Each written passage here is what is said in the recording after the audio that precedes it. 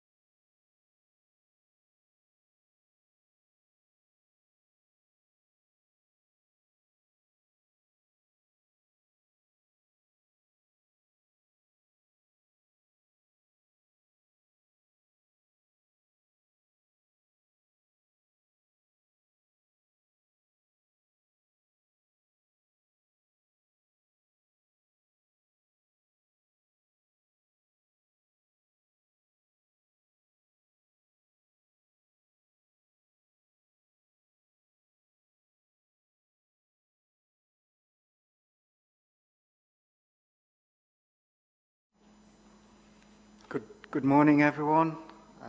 It's 9:30, so I shall resume the inquiry.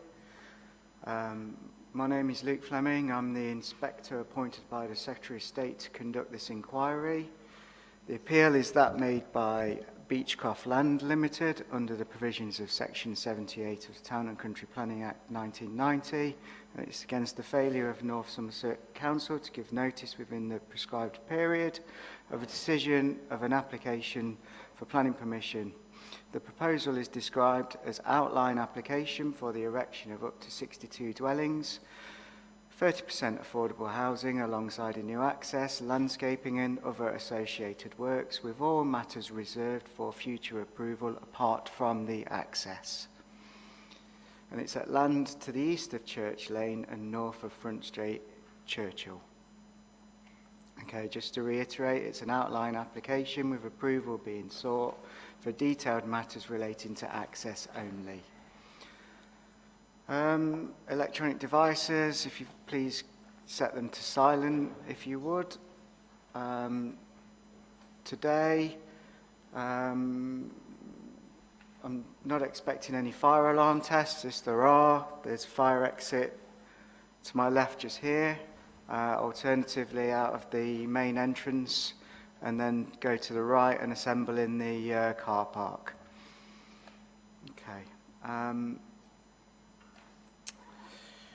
There should be an attendance sheet circulating. If you could sign that and put your details on there for me, that would be helpful, and return it back to me by the end of the day.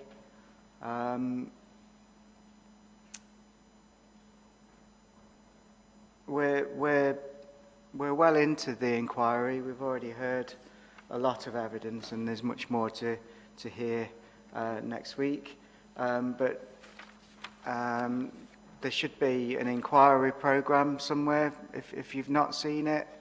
I think that's also now online as well, is it? Yeah. So if you want to look at that to see where we are at and what we'll be doing over the remaining days of the inquiry, please do so. I'm not going to explain all that in detail now. This morning, we will be hearing the appellant's heritage evidence. Yesterday, we heard the council's.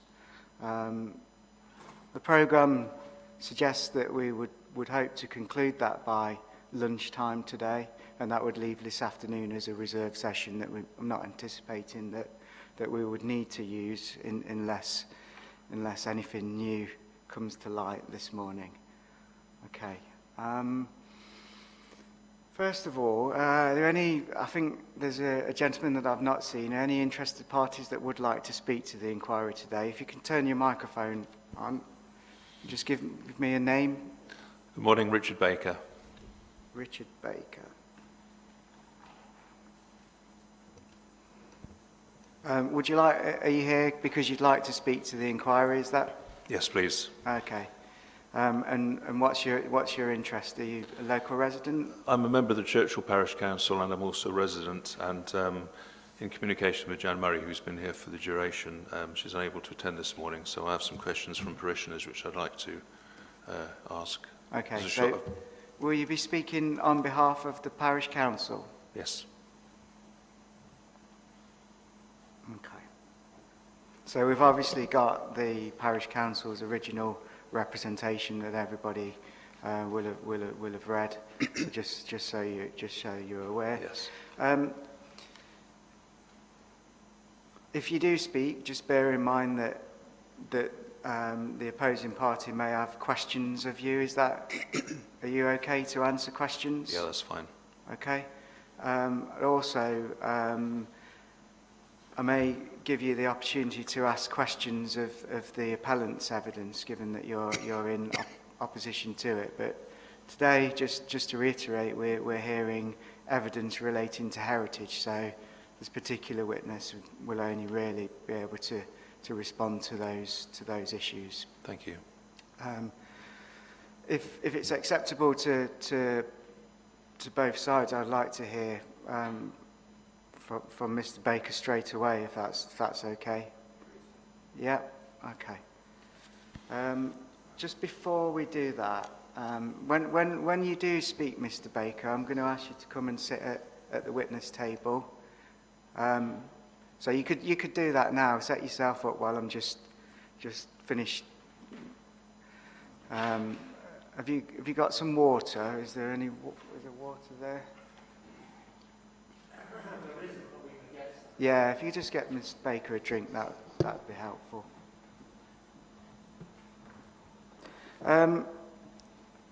So just before we do that, just a couple of other matters. There's been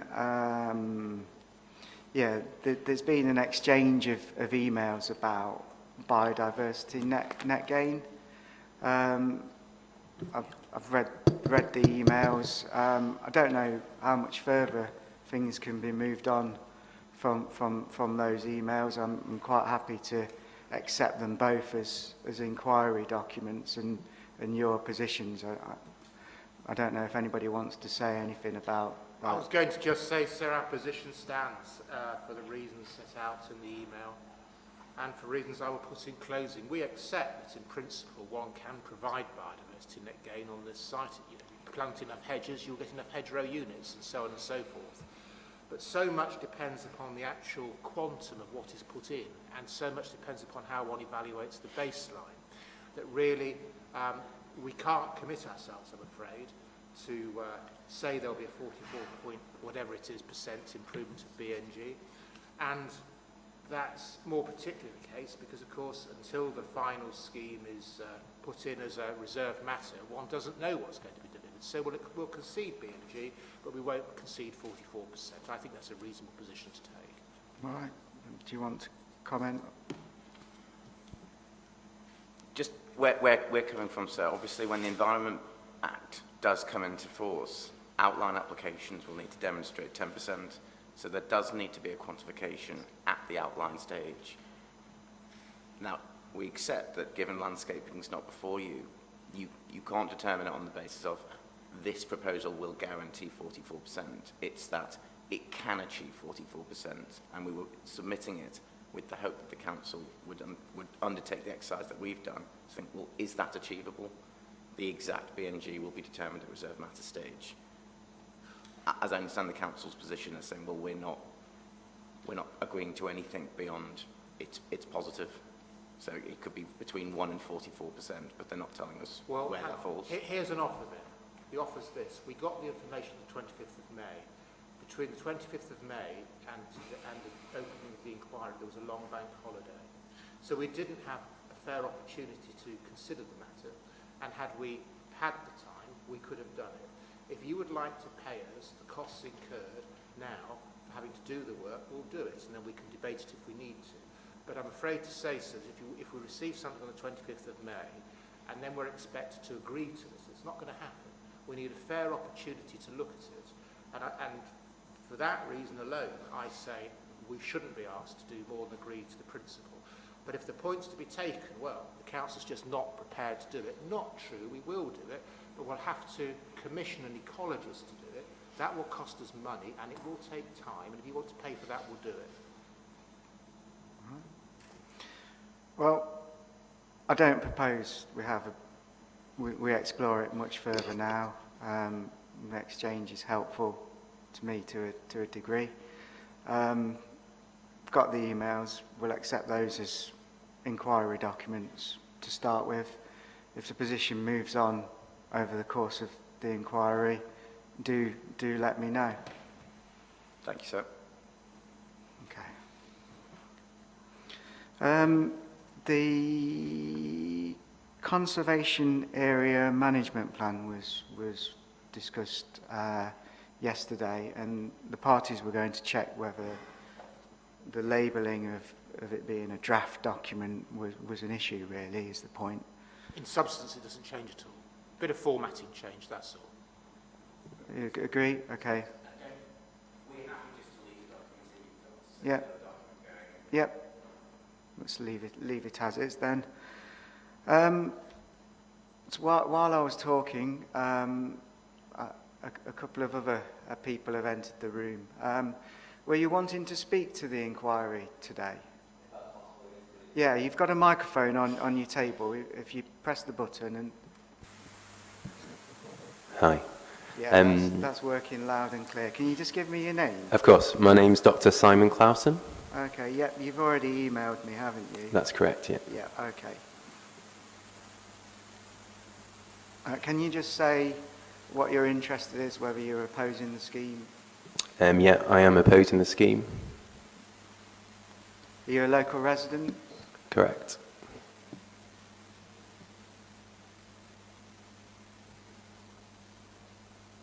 Okay. Is there any qualifications that you want me to be aware of? No, not particularly, no. No? Okay. And okay, so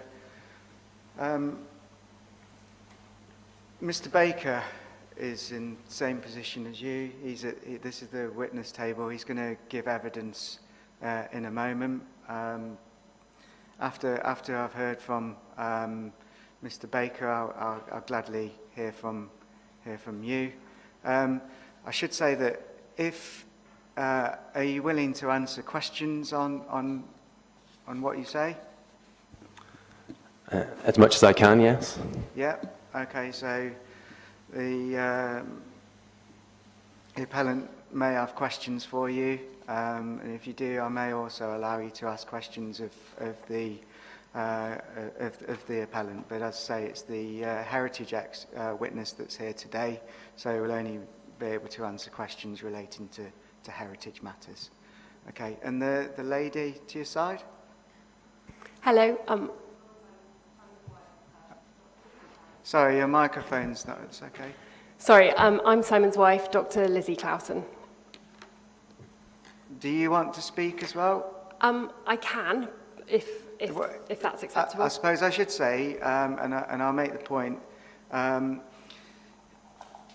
If it's the same as what Dr. Clausen will say, then it's not going to help me to hear the same information again. So, but if it's different points, then I would say it's slightly different. all right. Well, that's fine. So you wish to speak then after, okay? So straight after we'll hear from you. And are you willing to answer questions on what you say? I'll do my best. Yep. So the same points as I've just put to the gentleman to the side of you, your husband. Okay. So if you've got any questions of me, is that clear? Okay. All right. Okay. Anything else? No? Excuse me, sir. Oh, sorry. That's all right. May I offer, a question really concerning your assistance. We have some other archaeological matters which we would wish to raise, which have been raised by other parishioners, and I'm wondering whether you have received overnight an email from Dr. Jane Ogden. It's with the inspectorate, but it may not have reached you. Okay. The office did tell me about an email from Ms. Ogden. Right. It included additional evidence, and it's quite late in the day. So what I'd said to the office is, if Ms.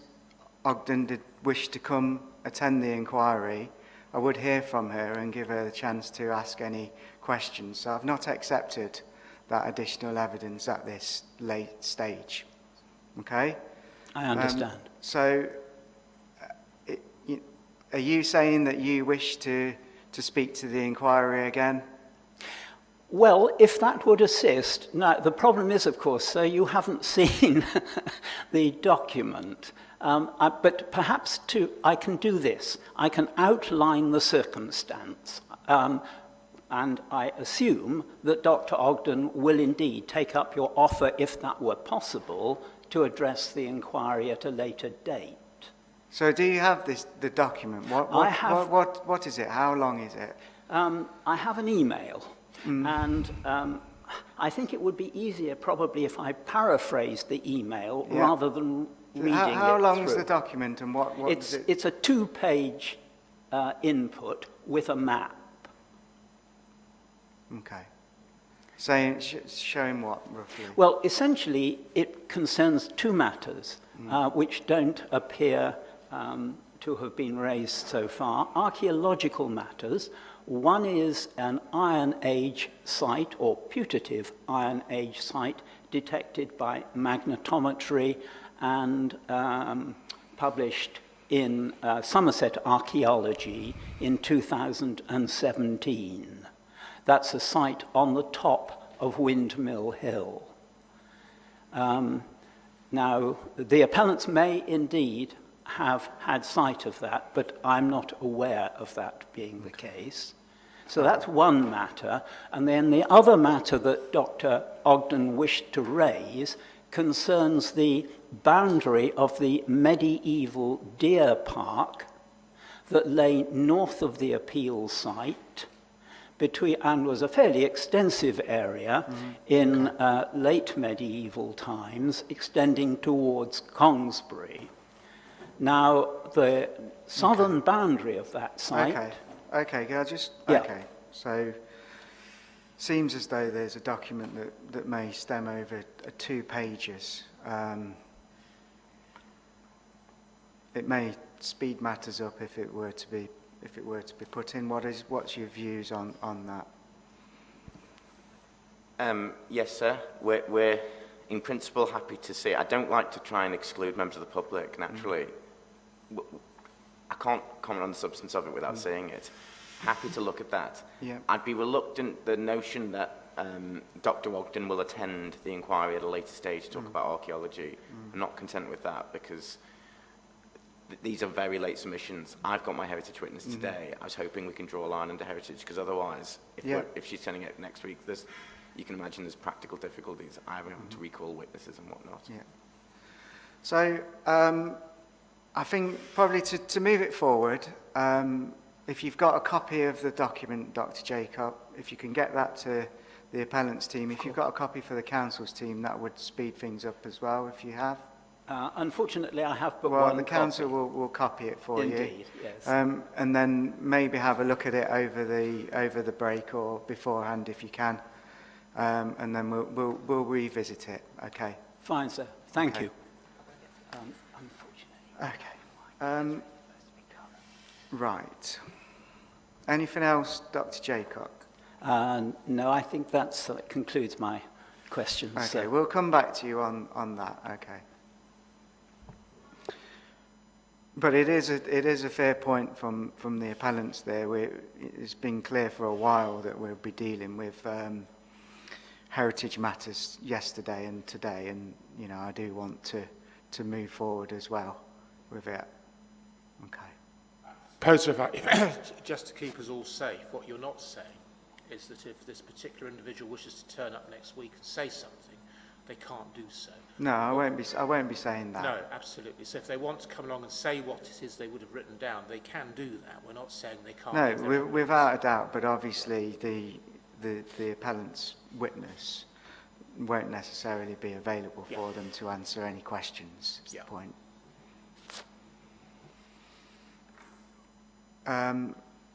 Okay. Mr. Baker, are you comfortable? Is your Yes, thank microphone you. working? Have you got a drink? I think so. Yeah, Yes, thank you. I didn't ask you, were there any qualifications that you would wish me to be aware of? Not that they're relevant, no. Okay, all right. Okay. I do actually have some photographs, and I've actually printed a copy for everybody of the actual questions so that you actually don't have to write them down. But there's some photographs which I think are probably relevant to be observed whilst I'm asking the questions. Am I able to distribute those? Yeah, so They're only photographs, it's not anything technical. yeah, are you happy to accept these photographs? Yes, sir. Just because it's being suggested there's going to be questions asked, Yeah. I presume it's going to be treated as rhetorical questions because I'm not going to be cross-examined. Well, That's fine. Exactly. I was going to get to that. So we've got the photographs. Thank you. You're going to refer to them, no doubt, in speaking. So I think I will, I'm happy yes. to accept those. That would be efficient. And if you can, if I've got a copy and both parties have got a copy. They are only for reference. There isn't anything technical. Okay. And then thank you. And then questions.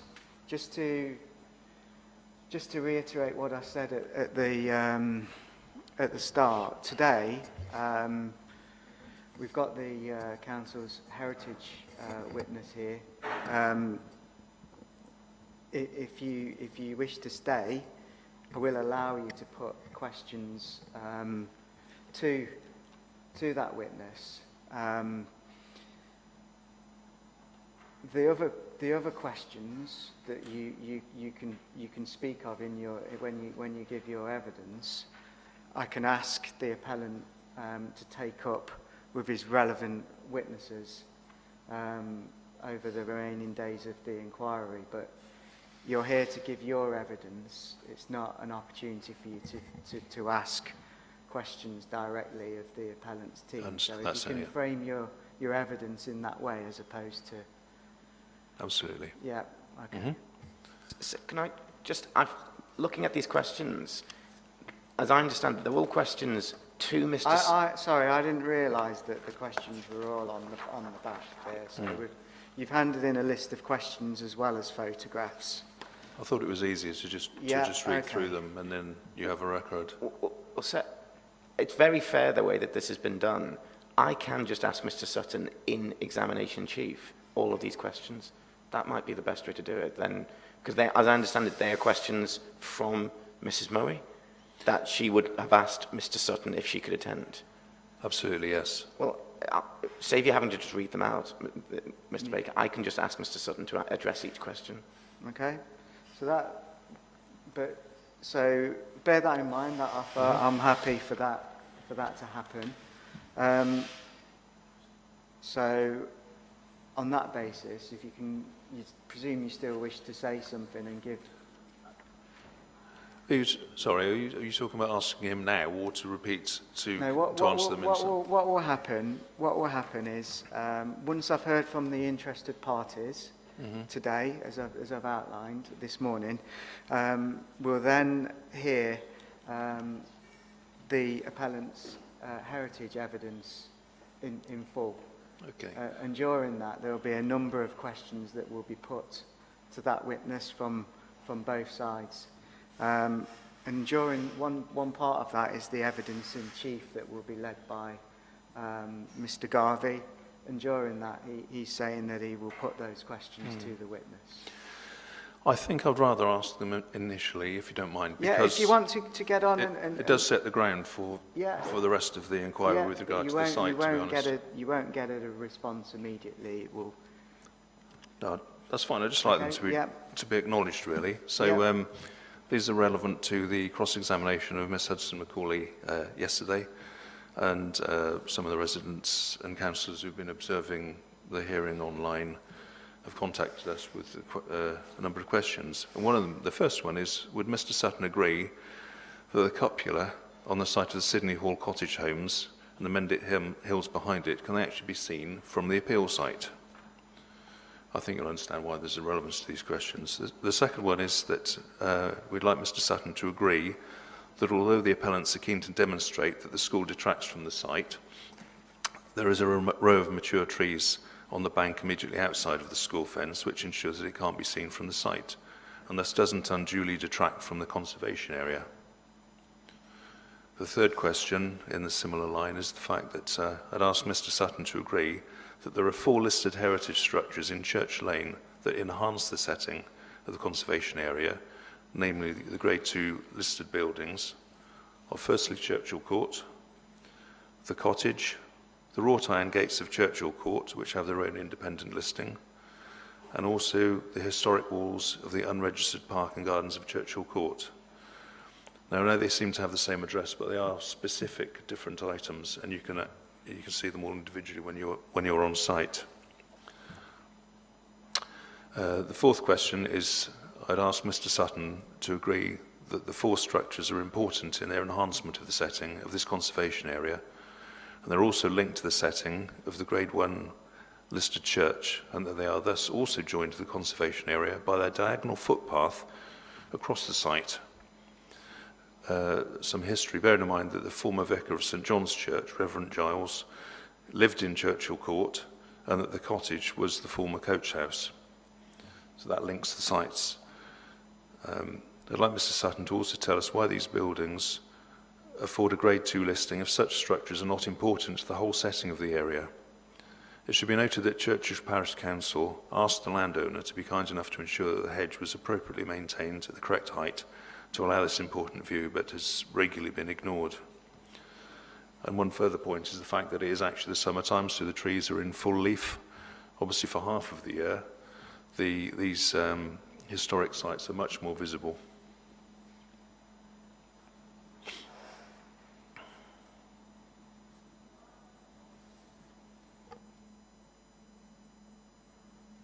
Okay, is that all you wish to say? That's it. Thank you very much. Thank you. Okay. Do you have any questions? One, could I get another copy, just because I've given my copy to Mr Sutton? Yeah. Well, You can have that. Yeah, fine, thank you.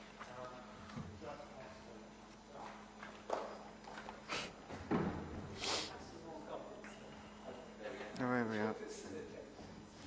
Thank you.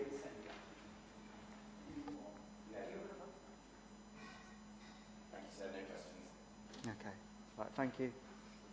Yep, thank you.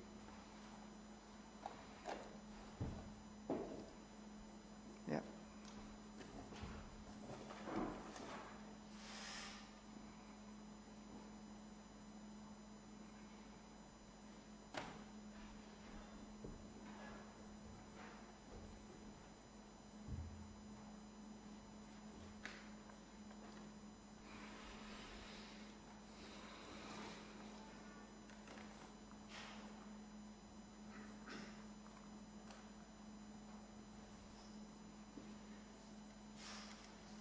Turn the microphone.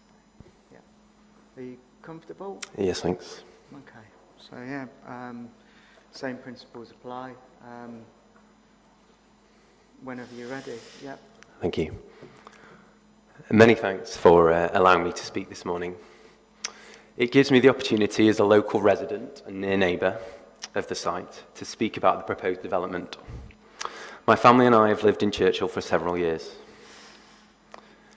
In my opinion, the proposed development will destroy a beautiful area full of animal and plant life, which no amount of screening or the creation of new green areas will prevent. If this current proposal does go ahead, these habitats will be lost.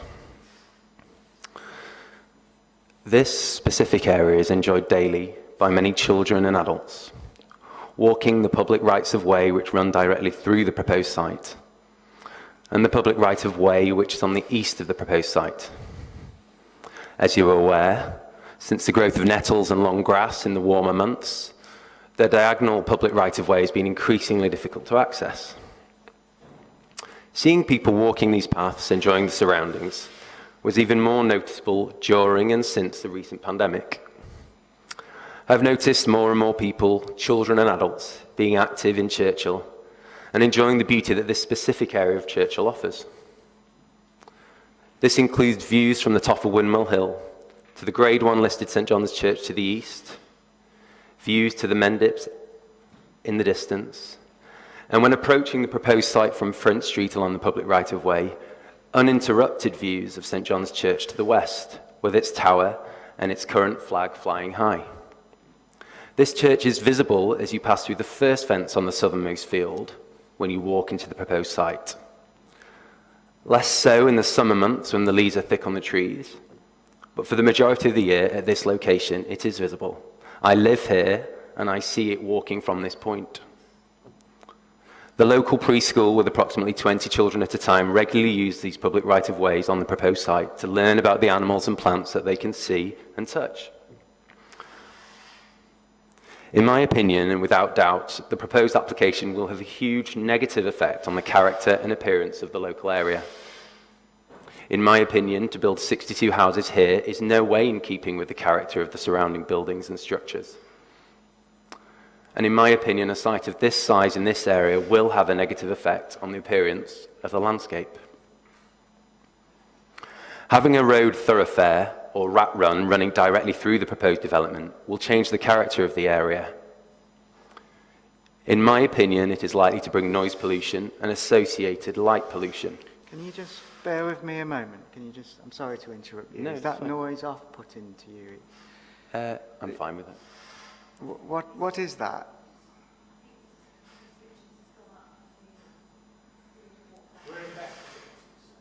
I can hold and wait.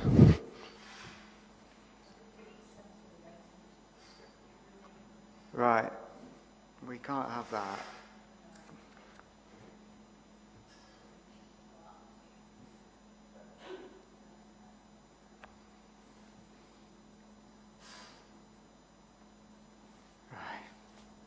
Are you okay to carry on? Is everyone okay to carry on with that? Has anyone got any major objections to that noise? I haven't got major objections, sir, but it does affect the way in which the witness's evidence is received. Yes, it does. It needs to stop. Yeah. And if it doesn't stop, so we have got other places we can go to if we need to. Yeah. Excuse me, sir. I think it's coming from outside, so I am struggling to hear the witness because it's coming through the door here into my ear. Well, look, so how about this? I wonder if Miss Long would mind just making inquiries as to whether there's another room we can go to, because sometimes we do when there's not many people, break out for the room. Would you mind going to do that? Yeah. And so if it becomes impossible to continue, so we can go somewhere else. Okay. Okay. Are you happy to continue? No problem. Yeah. If you're happy, I'm happy to put it aside for the time being. Okay. Having a road thoroughfare or rat run running directly through this proposed development will change the character of the area. In my opinion, it is likely to bring noise pollution and associated light pollution. It is likely the proposed road will be used to cut the corner near the secondary school, whether there are speed calming measures or not. If you live in the area, you'll be well aware of the serious traffic issues around the junctions of Hilliers Lane and Front Street and Church Lane, and the associated risks to pedestrians and cyclists, especially children walking, cycling to and from school. In my opinion, this undoubtedly will be more dangerous with the new proposed roads. A large proportion of the proposed site is within Churchill Conservation Area. As far as I understand, this means an area with special architectural and historic interest, with features that make it unique. This is a unique setting.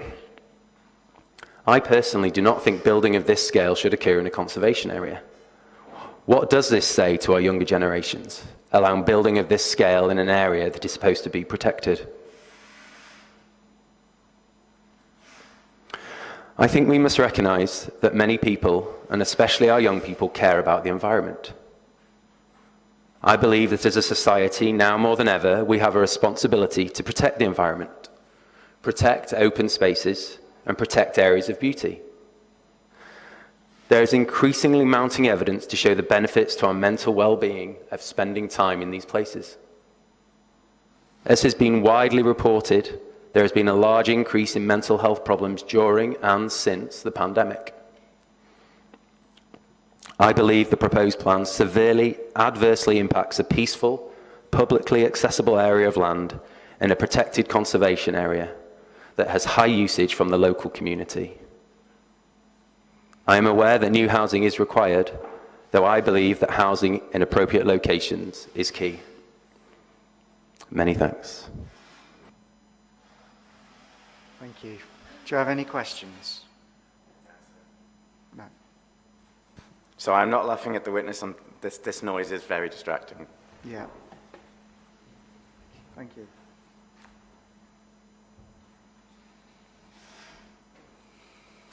I've just been outside. It's scaffolding being erected on the adjoining building. We've asked our facilities team to go and see if we can get it stopped. So I'm hopeful. Well, my colleague will be back in a minute, and there hopefully will be a resolution shortly. Okay.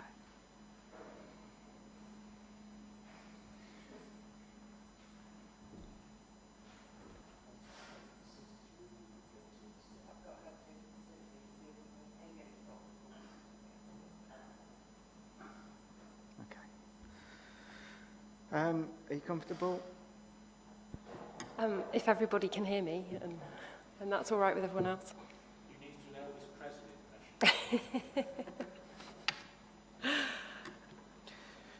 Just to check, Dr. Klein, did you have it written exactly what you've just spoke out?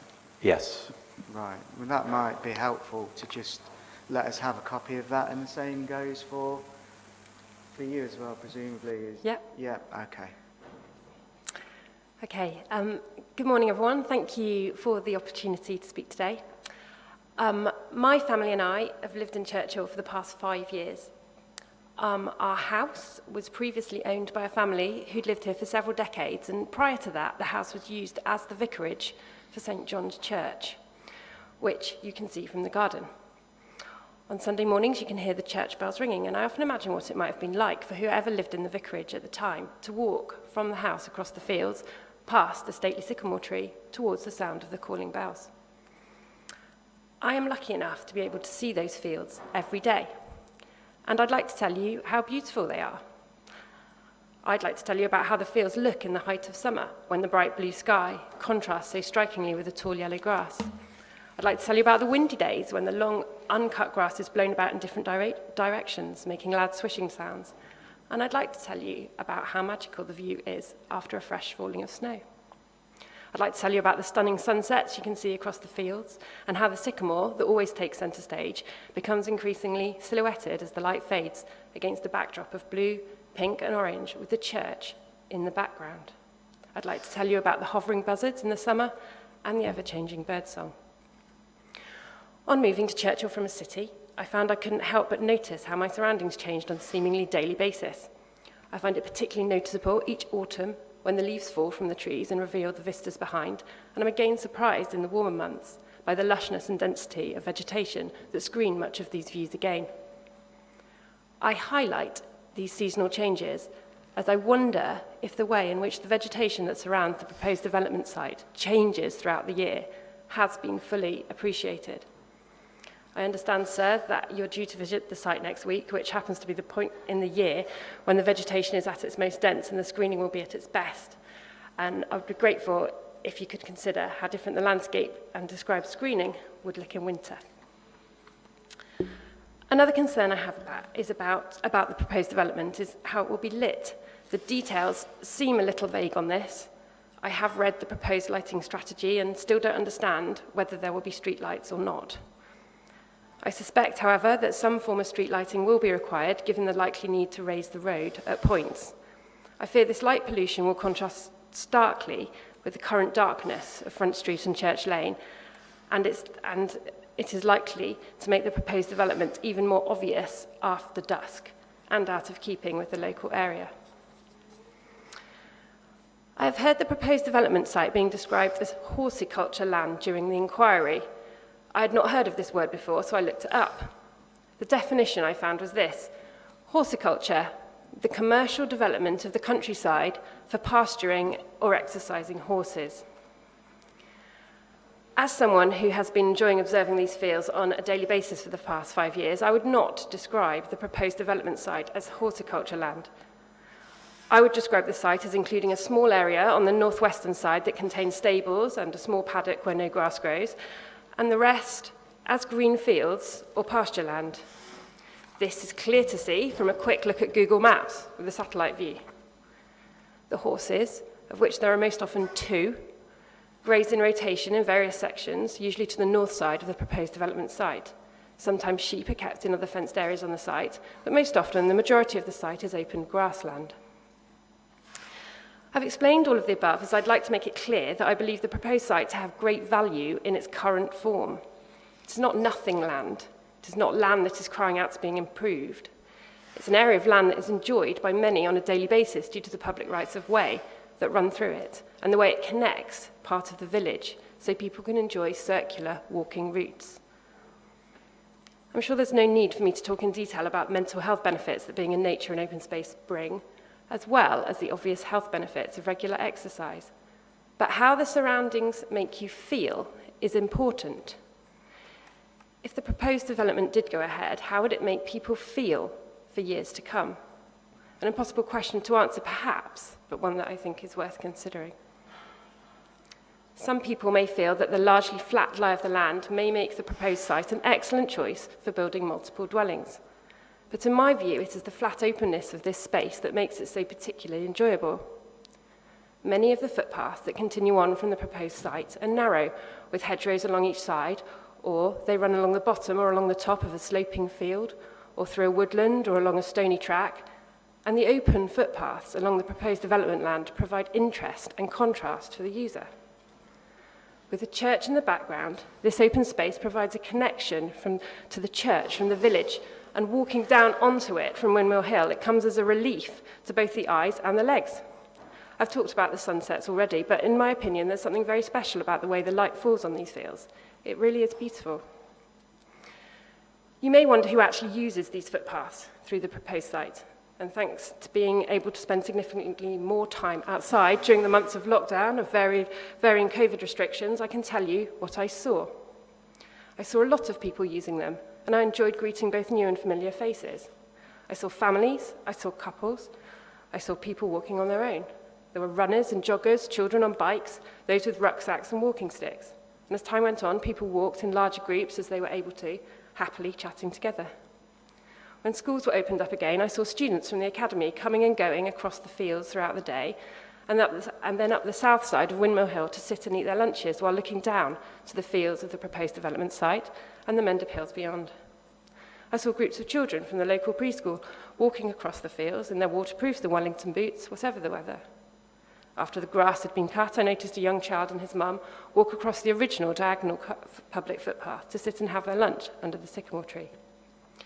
I'm not going to talk about the way the path has been redirected, but I would like to confirm that we do use the diagonal route across when possible. You can clearly see the yellow footpath arrow signs on both sides of the gateposts that are situated roughly midway along the fence that runs across the middle of the site. However, that gate is currently tied shut with rope, and so the only way across is to climb over the gate. I believe that any proposed development must be balanced against the loss of what exists now, and I'd like to make it clear how great a loss I think that would be. To cover this large open space with 62 dwellings encircling the large aforementioned sycamore and oak, and to cut off the view from the church from the eastern footpath, just does not seem like the right thing to do for our current community or for our future generations. When one of the previous owners of our house died, his family installed a bench at the top of the field along the public right-of-way that continues just along to the east of the proposed development site. That bench is used daily by local people who pause to take a rest and enjoy the surroundings. On the bench there is a plaque that tells you who this gentleman was, and then it says, in somewhat striking simplicity, he lived here and loved the countryside.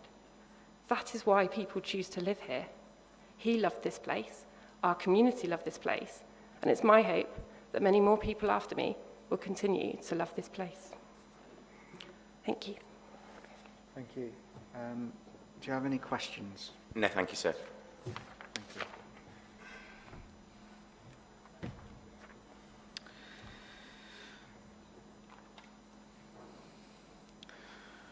I should say, I didn't say, given evidence, your name will appear in my decision, just to show that you've attended and given evidence to the inquiry, just so you're aware, okay? Thank you. The scaffolding. Yeah, we're told they're going to be 10 minutes. Can we suggest perhaps that we take a short break, 15 minutes or so we can make sure that it is finished and they're gone before we carry on? I think that would be a good idea. Yeah. Just before those witnesses at the back, can someone just ensure that we get a copy of those documents? Thank you. Okay. All right. So, did you say 10 minutes? All right. So we'll adjourn till 10:30.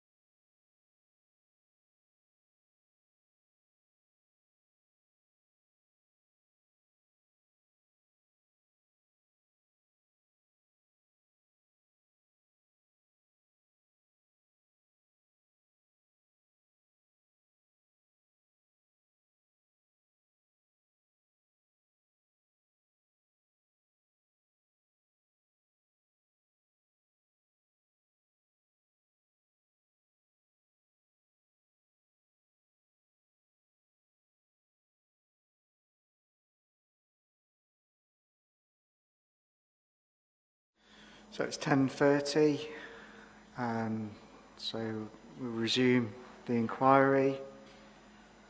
Seems as though the scaffolders have finished, is that correct? Yep. That's very efficient scaffolders. So, fantastic. Thank you for carrying on. We've got written copies of what we've just heard anyway, so I'm 100% sure we've got an accurate record of what we heard, so I'm satisfied there. We discussed the document at the start this morning from Ms. Ogden that the appellants team were going to have a look at and consider whether they'd got any objection to it being submitted to the inquiry. Have you had a chance to consider said document?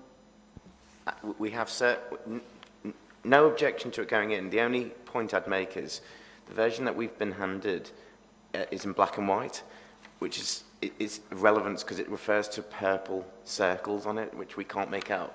We've literally just then received the colour version. Mr. Sutton hasn't seen it, but we can either take 2 minutes now to just print that out, or let Mr. Sutton just look at it on the screen, but it's simply just, with it being black and white, we couldn't make sense of it. Well, yeah, if you're minded to accept it and deal with it, I think it would be worthwhile to literally just allow the time before we start giving the evidence. So it came in 30 seconds. Yeah, as you started. of course.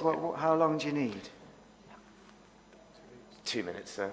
All right. So In fact, there's another point I want to address you on. Mr. Sutton can probably be looking at that while I'm addressing you on that. Yeah. Okay. Yeah. So can I talk to you about 5-year supply? Yep. Where we're up to with 5 supply, we have been liaising on that. There's a Scott schedule that's being produced, which lists all the sites and summarises the arguments on each site, which will hopefully curtail discussions. There's too many sites to cross-examine on in reality, so there's 27 sites or thereabouts, and cross-examination on 27 sites is just going to take forever. So I've discussed it with Mr. Leader, and he agrees that as far as the discussion on sites is concerned, that can be disposed of by way of a round table, if you're content with that, sir. Okay. Yeah. And the Scott schedule should hopefully speed that process up. So what I'm suggesting, sir, is on Monday, we have cross-examination of the 2 witnesses on 5 supply on points of principle. For example, issues like how long the shortfall is likely to persist for, how long it has gone on for, how you interpret the MPPF, so sort of general points. And then we should be done with that by lunchtime, if not earlier, and then we move on to the round table in the afternoon, if you're content with that as an approach. And that would still mean we could get 5 supply boxed off in Monday, 'cause we won't get it done on Monday if it's cross-examination. Okay. And the council, are you happy with that? I am happy with that, sir, and the only suggestion I've got from my learned friend to think about, because I haven't discussed this with him, but it just struck me as an obvious suggestion, is that I don't know what points of principle my learned friend wishes to establish. It seems a fair enough thing to try and do if he's got points he wants to make through cross-examination, but I just wonder whether it might not be a good idea for the appellant to go first on points of principle, because that way I can form a view as to whether I need to ask my witness anything in chief at all. I don't know what points of principle my learned friend wants to establish. He's just mentioned one of them. And I don't want to call a witness to answer points of principle that I'm unaware of. On the other hand, if I'm going to call a witness, I'd like to do so with a purpose. Does that make sense? Yeah. So if my learned friend would like just to consider whether Mr. Tiley might go first, then I can consider whether or not I need to ask my witness any questions. I'll obviously stand her up for cross-examination. It's just that it would curtail my examination in chief if I think, well, actually, Mrs. Richards can deal with those matters perfectly well without me trailing her through the exercise of examination in chief. Mm-hmm. Okay. So you've been asked to consider that. You may have an immediate response. I do so. We wouldn't be content. It's for the right reason that the local planning authority's evidence goes first. The points of principle won't be points that should come as any surprise. They're all set out in Mr. Tiley's evidence. It's just an opportunity for me to understand, are these points we disagree with or disagree with? It might be we can dispense with examination in chief and of the local planning authority's witness, and we go straight into cross-examination. We might not disagree, but I don't know that until I ask those questions. But they're not points that should in any way come as a surprise, because they're all set out in our evidence. Okay, all right. And then the round table, obviously, I'm happy to lead the discussion, but there've been no doubt elements that you would expect and specifically want to focus upon. That's not the approach that I was expecting up until now. So it's a change, and it's now Friday, and then Monday we'll be doing that. So what I would ask is, between now and then, if you could draft an outline agenda of the matters that you would expect to be covered during that roundtable session, that's going to assist me. So you haven't seen the Scotch schedule, so just so you understand what I'm envisaging. Yeah. The Scotch schedule lists all the sites, and then it simply lists council's arguments as to why it's deliverable, and then in the box next to it, appellant's arguments. And I would envisage it's simply site 1, council witness, Mr. Tiley, council witness, and then we move on to site 2, and that would be it. That's if you're clear on that being what you'd expect, and that's all what we're expecting to do, then that'd be helpful. So. What we've got, sir, are 3 other agendas, all of recent vintage, which we can have a look at and just see whether actually they might form a useful framework for this particular discussion. And if it assists you, sir, we were told by PINS about 2 days ago, just after we closed, actually, on Wednesday, that we're expecting a decision in Rectory Farm within 2 to 3 weeks. All of the discussions with Natural England have now ended, and Inspector Stevens has formed a view on what the outcome should be, and we're going to be informed, as I say, in 2 to 3 weeks. So we can have this discussion next week, but you're going to have a very thorough and precisely arrived at figure well before you are able to issue your decision. We can bear that in mind. Yeah. Can I address you on that point? Because you did ask me at the end of close of play on Wednesday that we think about what do we do about that. Yeah. Obviously, whatever decision comes out, you've got to have regard for. We say no matter what the decision says, you're going to need some representations from us for the simple point that the actual requirement has changed. So you might have seen, do you recall, sir, that when we handed in this table, we needed an additional bracket, and that was to make an adjustment because the requirement has changed. So no matter what figure is said by Inspector Stevens, that will just need to be modified. No, because what we've obviously done, post-Inspector Stevens' closing his inquiry, is both sides have made representations on the effects of various changes to inputs and outputs to the standard method for calculating need, and the affordable housing, what's the word? Can't remember now. Anyway, the affordable housing criterion, let's put it like that. So Harold Stevens' decision should be absolutely up to date. Oh, okay. That's helpful. Well, what I would suggest is we're not going to give you War and Peace, but when those appeal decisions come out, we will put representations in writing. Yeah. And I think that's probably all we can say for right now. That was really what I wanted to get at, really, in principle, whether you'd be likely that you would be making those representations in writing, or whether we would need to consider coming back through whatever form to open up the debate all again, really, is what I was trying to get at. So the expectation is that you would comment on those decisions in writing. I'd very much like to think so. So as much as I like coming down here, I wouldn't imagine we'd come back. Yeah, okay. Thank you.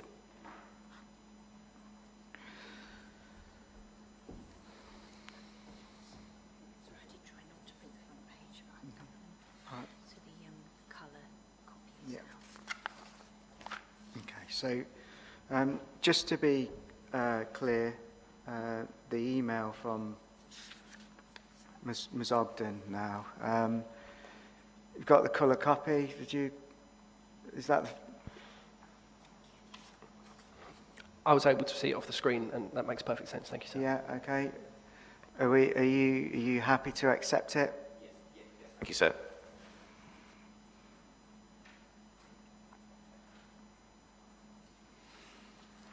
Are you comfortable, Mr Sutton, and ready? I am, sir. Thank you very much. Good morning.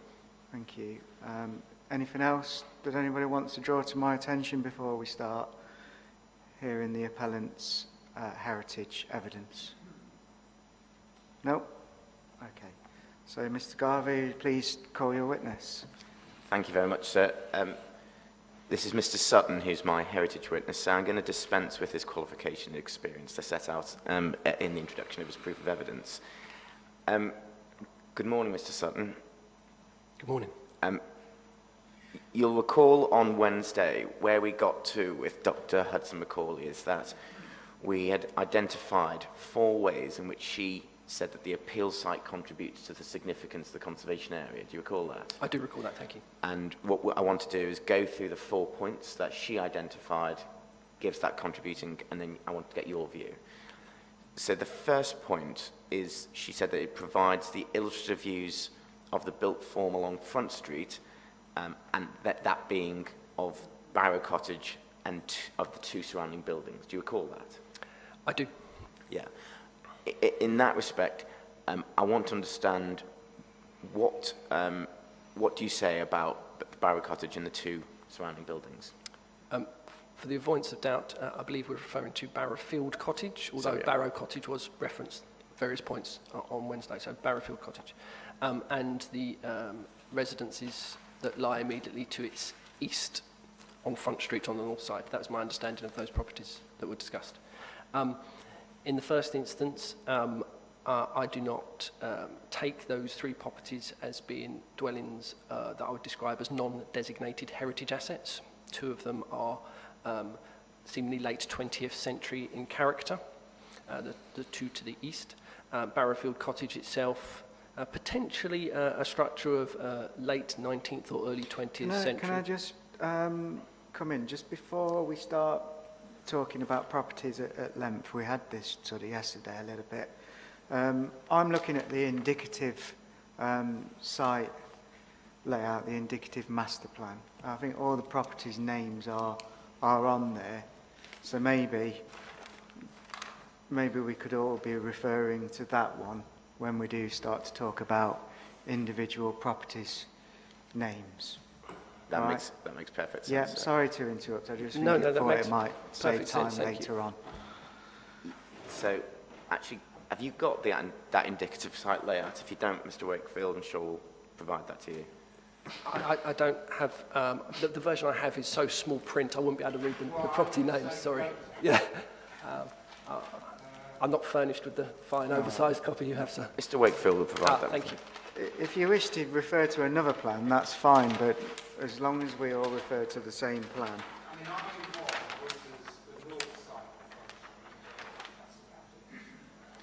That shows the properties I think we're talking about with the names next to them. Sorry. Thank you. Yes. So just again for the avoidance of doubt, when I was referring to the 2 more modern properties, late 20th century, I was referring to Kew Stoke Lodge and Oak Hill. And then we were referring to Barrowfield Cottage as the property which fronts directly onto Front Street. And as I just touched upon, that's a property with potential late 19th, maybe early 20th century origins, which has been extended and expanded upon to the northwest with a garage and an extension to the dwelling itself. My impression of the quality of those 3 buildings is that they possess no architectural or historic interest that would qualify them as heritage assets of the non-designated kind. Furthermore, in reference to the site being a location where the illustrative values of those properties can be had, I would further would disagree on that as well. I don't believe that the site is a location where you can take in the very marginal historic interest of the Barrow Cottage. You can take that in from Front Street, where the original component parts of the building can be seen, but not so much from the rear. Thank you. So your view, the fact that you can achieve some visibility of the backs of these three buildings, to what extent does that, if at all, does that contribute to the significance of the conservation area from the appeal side? I don't believe it does at all, sir. Thank you. That was Dr. Hudson-Macaulay's first point. Her second point is the aesthetic value of the rural land as a backdrop to the village, given it to preserved late medieval enclosed open field. Do you recall that? I do, sir. And you recall we had the exchange about it being a fossilised historic landscape of interest. And there was the point that this is the most common type of historic landscape. What's your view about the fact that late medieval enclosed open fields are the most common type of historic landscape in the county? Yeah, they certainly are one of the most common types. In this particular instance, I don't believe this is a particularly good example. In fact, it's a very poor example of organised late medieval enclosure. The Barrow Field landform, as it's depicted on the tithe map, which we spoke to and heard about on Wednesday, has been subdivided and changed into the 20th century at both its northern and southern extent. So it is not a fossilised remnant of late medieval organised enclosure. Far from it. It includes component parts which would have predated the 20th century changes. The southwesternmost land parcel of the appeal site is a better example of a field system which has survived over the last 150 years, a field parcel, excuse me, not system, field land parcel that survived over the last 150 years. But it doesn't possess any value, I would describe in historic landscape character terms. Thank you. We've got the conservation area boundary that cuts across the appeal site along where the fence is that divides up the fields. Help me. If it's the case that this is a preserved late medieval enclosed field, and that's what contributes to significance, can you help us understand why that line would be drawn across the site? So that part of it's in the conservation area and part of it's not. If the purposes of the conservation area boundary were to protect what was deemed to be the fossilised late medieval landscape, it hasn't achieved that. The line, the northernmost extent of the conservation area, passes along a modern construct, a late 20th century or early 21st century field boundary, the post and rail fence that it is at the moment. It was suggested during the inquiry, well, the reason why you can draw the line in that manner is because the setting of the conservation area might cover the residual amount of the field. What's your view on that? The setting of the conservation area does cover the residual part of the field and potentially beyond as well. If one was to more closely draw a line around what could be described... Sorry, can I just take a moment there, please, sir? I think that's a different construction. I think it might be, sir. It seems to be coming from slightly further afield. Oh, no.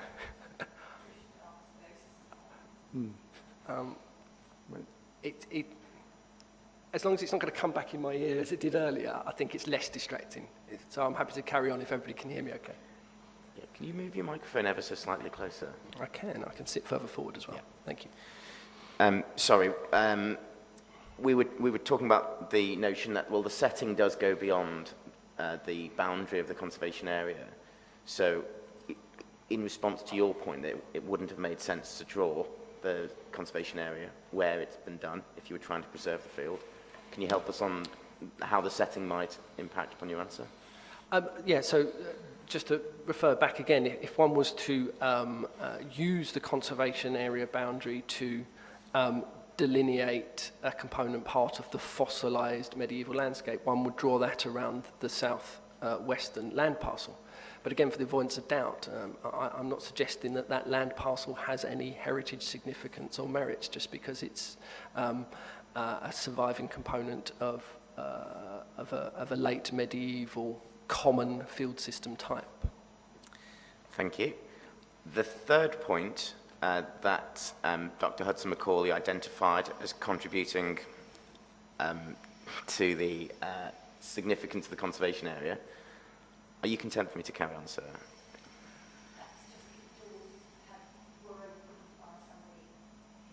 Right.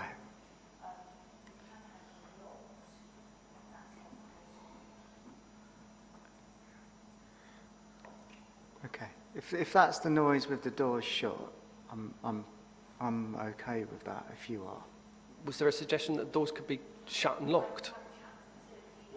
We can't lock the doors. It's a public inquiry, so. I'm sorry to trouble you this long, but when you find the doors are open, if you wouldn't mind just quietly getting up and closing them, then we can just get on with things. If that's, yeah. I'm sorry to burden you with that, but if we could have that arranged. Yeah.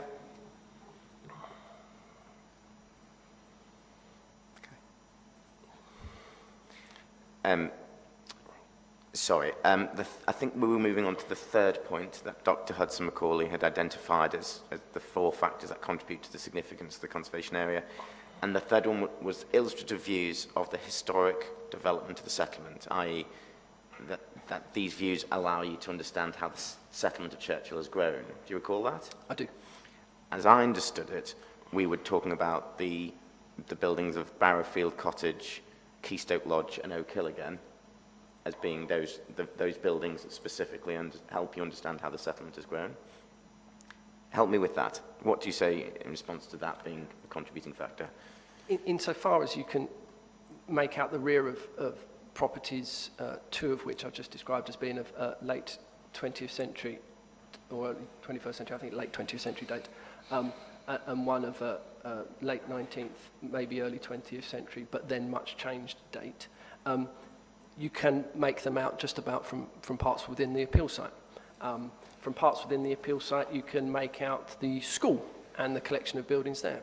So from within the appeal site, you can make out component parts of the changes in the 20th century to the broad surroundings of the village. That is not of special architectural or historic interest. That is a footnote to the historical development of the settlement pattern here. These are not matters of heritage, interest or significance. Thank you.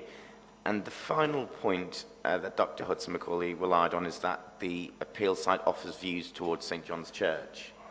And that's a factor which contributes not just towards the significance of the church in and of itself as a designated heritage asset, but it contributes to the significance of the conservation area as a separate heritage asset. We're obviously going to spend some time on the church, but I want to understand your view, because it was said that what's special about the conservation area was the village and not the church. Do you recall that? I did recall mention of that, thank you. And Dr. Hudson Macaulay said, well, that was why the conservation area boundary didn't include the church and stopped where it did. Do you recall that? I do.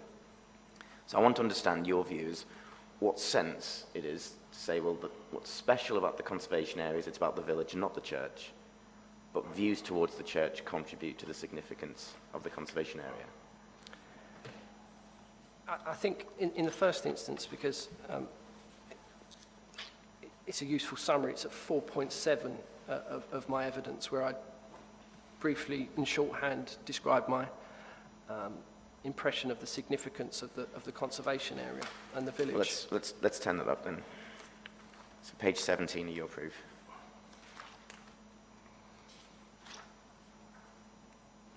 And the significance of Churchill Conservation Area derives from its historical and aesthetic values embodied in the physical built form and its buildings and layout. So in that sense, I am talking about the village itself, the core of the village. I'm not suggesting that the church and the buildings surrounding it, which are listed as well, have no associative connection with the village. Of course they do. But the point being here, we're talking about views of the church. And there are no material views of the church from within the built form of the village conservation area. As one passes outside the built form of the village into the appeal site, along the footpath as an example, then that's when we start picking up views of the church.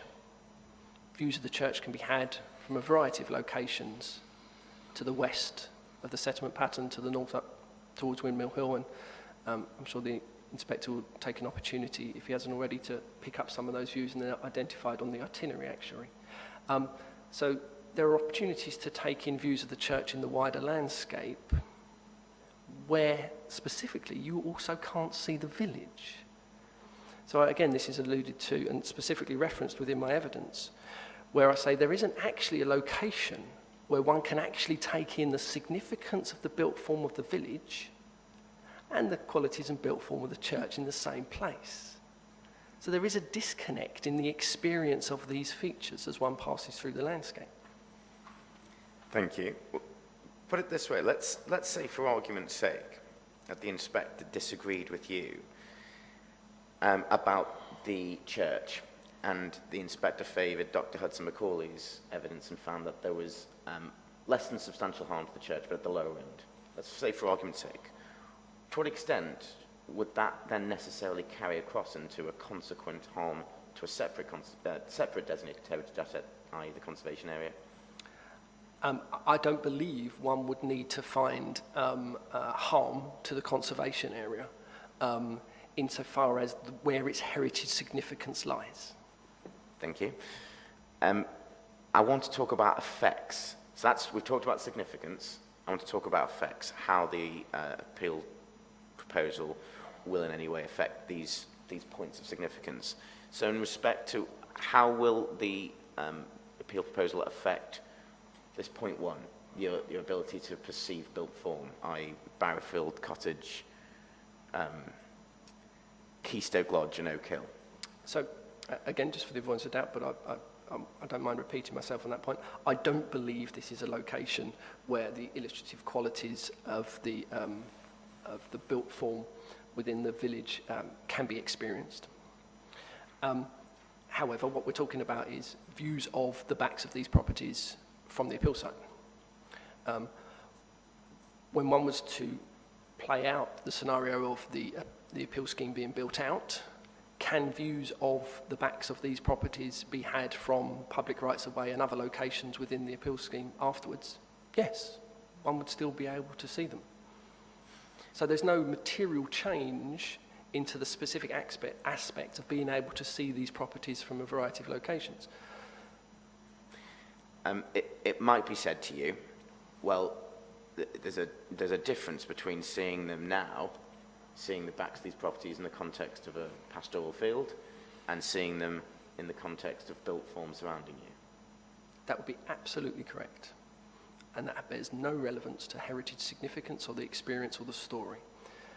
Let's just hold on that point for a moment, because what we're talking about here is, if I understand it right, was the position that being able to recognise that the village has grown out to the west with later additions, including the modern built form, as well as the 19th and potentially early 20th century building of Barrowfield Cottage, can be viewed from this location. Well, if part of the story and the narrative is recognising the expansion and growth of the village west, you'll be in the next chapter of that historical development. You'll be within the 21st century growth of the village to the west. It would form part of the wider narrative, and as I alluded to before, and apologies for using the same reference again, a footnote within the historic development and the heritage interest of this village and settlement. Thank you. That's point one. So the second point, this being preserved late medieval open field, to what extent, if at all, will the development proposal have any impact on that?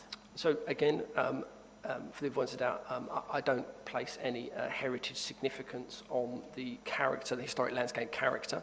But in this sense, we are going to talk about a change. Clearly and manifestly, the current landscape character will change when the appeal scheme, if the appeal scheme were to be built out. Thank you. And then the third point, the historic development of the settlement, i.e. that points 1 and 3 are obviously related. They are. The view of built form and the view of how the settlement has grown out. But just talk to me about that third point, how the view of Barrowfield Cottage, Keystoke Lodge and Oak Hill will in any way be affected. I think I wandered into answering 3 when I was answering 1 as well to cover the point. But just to conclude on it, I don't believe the presence of the appeal scheme within this location would materially affect the way in which you can understand and read the historic development of the settlement. Thank you. Point 4, views towards the church. Let's talk about that. So I want to understand what's the significance of the church and why you say that the appeal site, or what contribution, if any, the appeal site contributes to that significance. A grade 1 listed designation, rightly so. A very fine example of the way in which our ecclesiastical buildings can tell a fabulous story of the changing fashions and trends of worship over the last 1,000 years. We've got a church here that has its origins in the 12th or 13th century, with additions in the later centuries, and as is often the case with many of our rural and some urban and suburban churches, much changes in the 19th century as well. So we've got a building that, through its architectural qualities and the story it tells us through its fabric, is quite exceptional. The way in which we experience that significance is obviously critical to our understanding.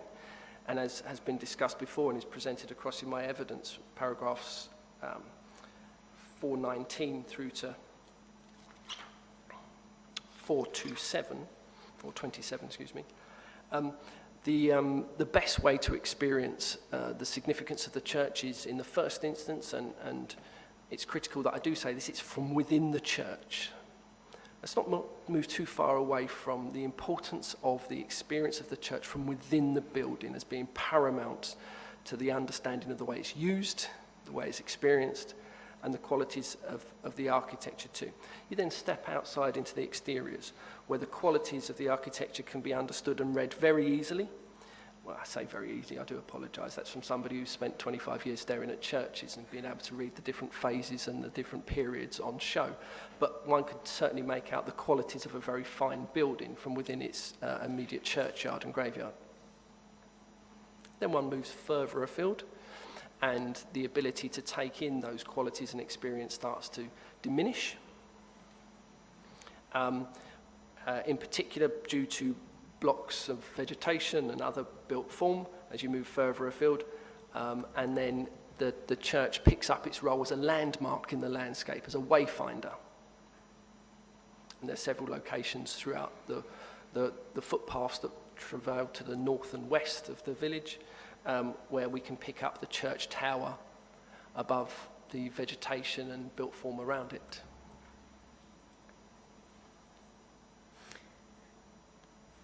Thank you very much. I want to talk about views towards the church. I don't want to spend a lot of time on this because the inspector has eyes, but the views through the gate that we've looked at, i.e. walking along Front Street, through the gate, there's a seasonal view where you can see the top of the church tower.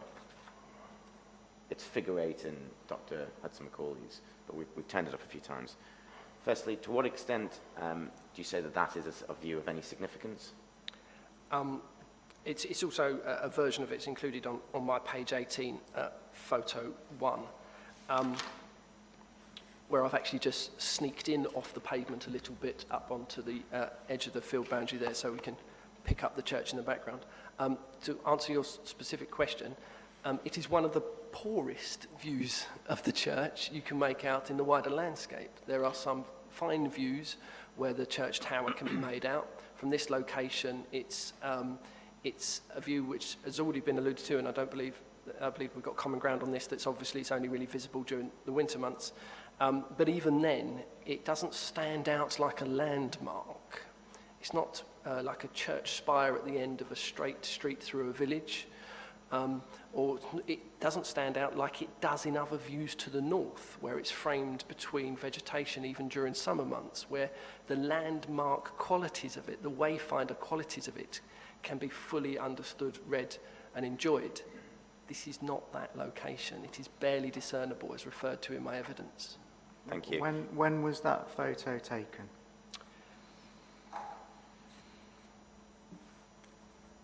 Not the exact date, but is it which season or month? Or? I believe that photo was taken in May, early May. Which photo was that, sorry? Photo 1. Photo 1. Thank you. And apologies, so I can actually be precise because I do make reference to when I did my site visits. Yeah. It may well have been that one from April this year. Certainly in the spring of this year. Okay. All right. Help me with this. There was a discussion about the extent to which that view could be retained. It was suggested by Dr. Hudson-Macaulay it hasn't been retained in the current illustrative layout. Firstly, can you help understand why is that the case, if you agree with that, and to what extent could it be retained? Yeah, so I've been involved in the project for several years. And have been involved in working with the design team that put together the illustrative master plan. And in this particular instance, I gave no specific weight to the qualities of that view from that location. Therefore, it was not sought to be preserved. However, if it was deemed to be by others a view that wanted to be retained, I would have thought that the wit of a master planning team could find a way in which it could be retained. Thank you. If you turn up Dr. Hudson-Macaulay's evidence, if you would, please. We're going to go to page 7 of her proof, please.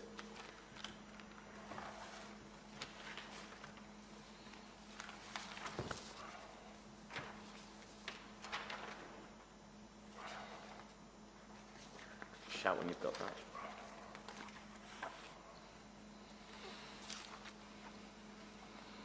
I have it, thank you. We're going to go to paragraph 4.1.8. What Dr. Hudson-Macaulay says there is, towards the west end of Front Street, there are views across Barrowfield towards St. John's Church, which is the view we've just talked about. And then she says, and in turn, from St. John's Church back across Barrowfields onto the western end of Windmill Hill. Just help me, to what extent do you agree with that second clause of that sentence?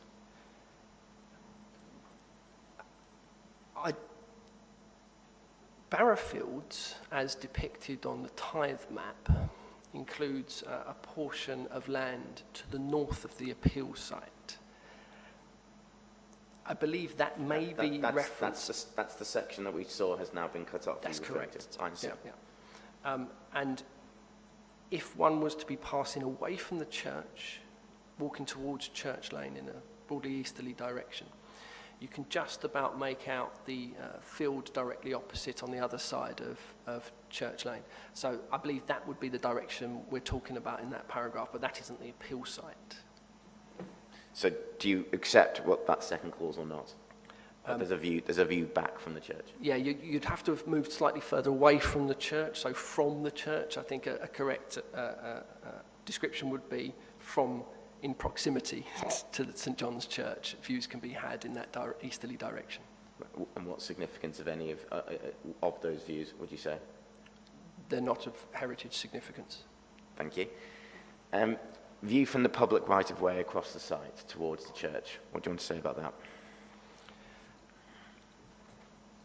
There are definitely views, as I alluded to earlier when I was talking about the way in which, as you move further afield from the church itself, the architectural qualities and the historical narrative played out through the fabric becomes less readily apparent, and it becomes that landmark feature that I referred to.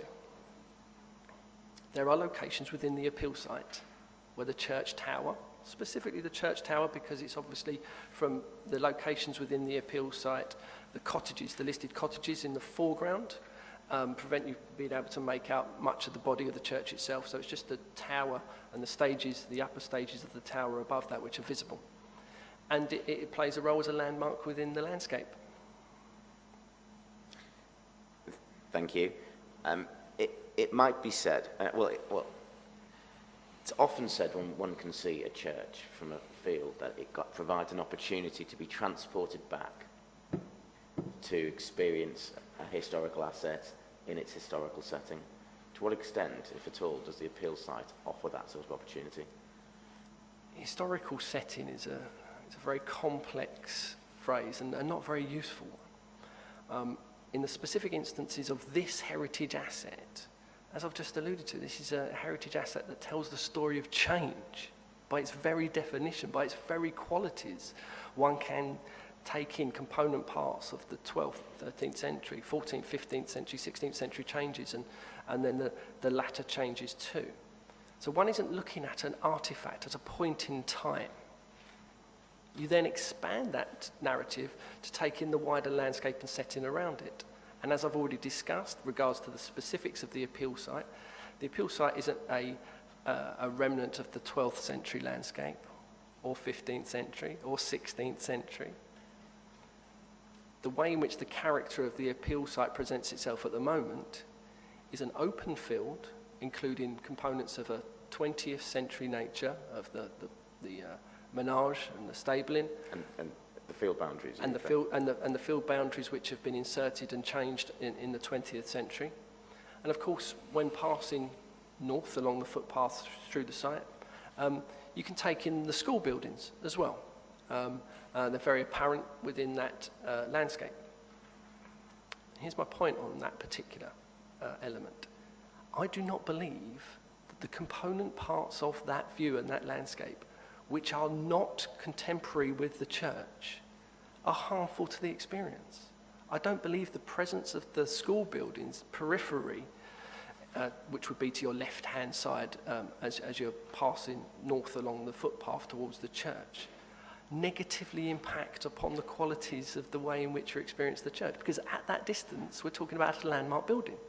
It is still a landmark building. Let's talk about effects.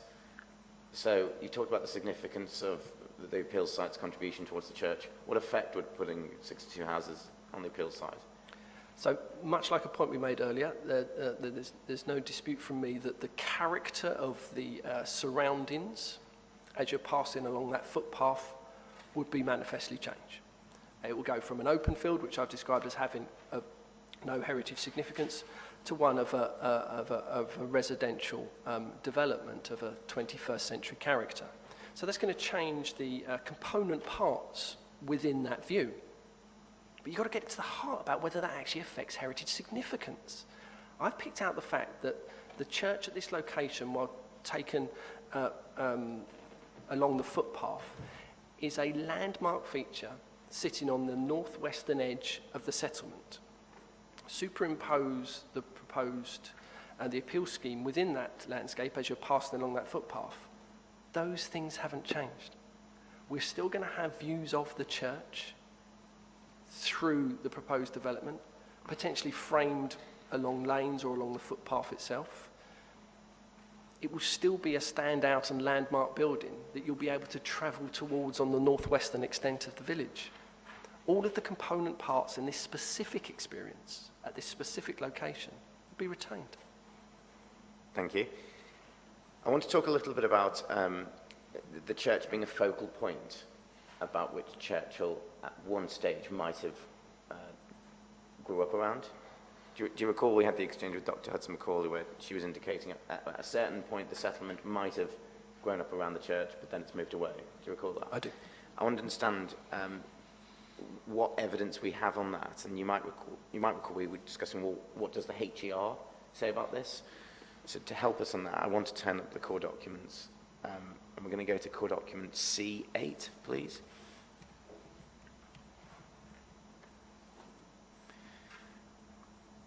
Which is the historic desk-based historic environment desk-based assessment. And we're going to go in page 15 of that. So core document C8, page 15. Tell me when you've got that.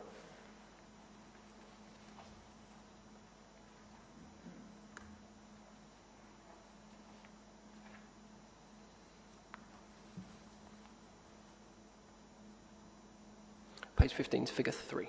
You've got that, yeah? Thank you. Yeah.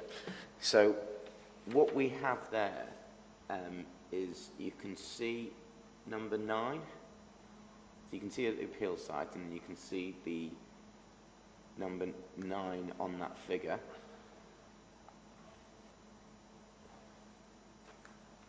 I can, thank you. Yep. So what do you want to say about that, if anything? So number 9 is able to be cross-referenced to Appendix 2 of the same document, which is the gazetteer of heritage assets and other features. That's described as a deserted medieval village with the HER reference. So it's my understanding that's what was being discussed on Wednesday. The reference to that from the HER is from an earthwork survey from the 1970s by Neil, and that's referenced in the bibliography of the same document we're looking at now. And discussion on that point is set out within the desk-based assessment, and I'll refer you to the paragraphs where that point is discussed.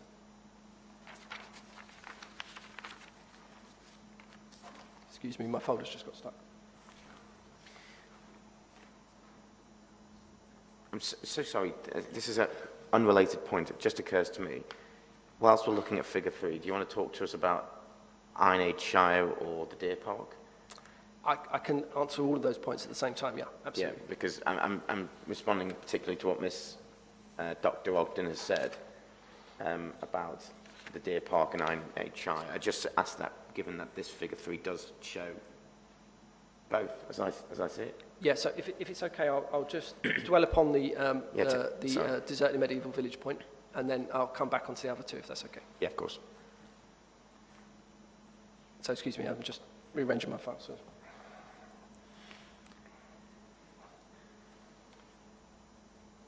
So it's at 3.23, paragraph 3.23, which is page 19 of the same document.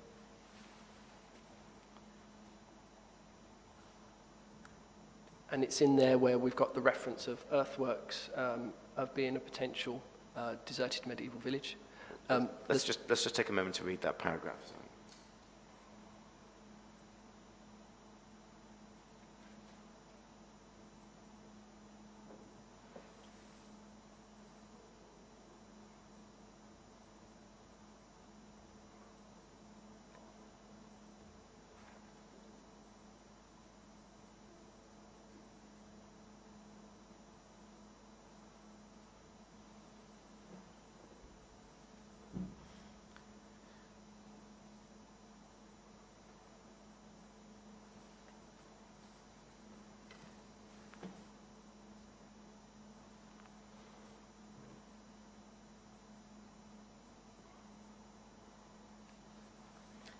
Thank you, I interrupted you, sorry. Yeah, so it's at that paragraph where we have a discussion on the point that not only were the earthworks not visible today, they're not picked out on LiDAR. That's not to say they're not present. The LiDAR is not of the best quality at that location.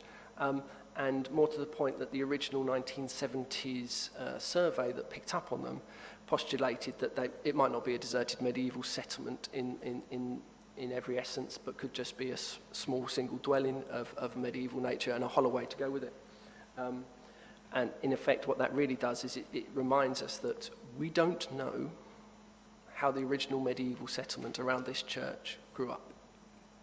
We don't know if it was originally to the north of the church. We don't know if it was potentially further to the south, where there are other earthworks much further to the south, again referred to in these paragraphs here, which could have been the original settlement in the 12th, 13th century. Of course, the original settlement could be within the actual settlement footprint of the village as it is today as well. It's not unusual for several hundred years have passed, the remnants of the 12th, 13th, 14th century village has disappeared, the fabric survives no longer, and it's been superimposed in the 17th, 18th, 19th century. What I'm getting to is that we don't know exactly what the settlement pattern would have been in and around the church when it was first built. Well, first, if we don't know, what, if any, historic interest can we draw from this being a focal point in that respect? So as a focal point for the settlement, it doesn't lie within the immediate environs of a village, in the sense that there are many different types of settlement patterns throughout North Somerset when it comes to villages and their growth. As again was alluded to on Wednesday, sometimes you'll find the parish church within the heart of the settlement, sometimes you'll find it on the edge of a settlement, and in fact, very rare cases, you'll actually find it completely divorced from any other form of settlement of any nature at all, completely isolated in the landscape, where one could more confidently postulate that the settlement has come and gone and can no longer be seen. Thank you. Anything else you want to say about the focal point of Churchill, or how the settlement's grown up around the church?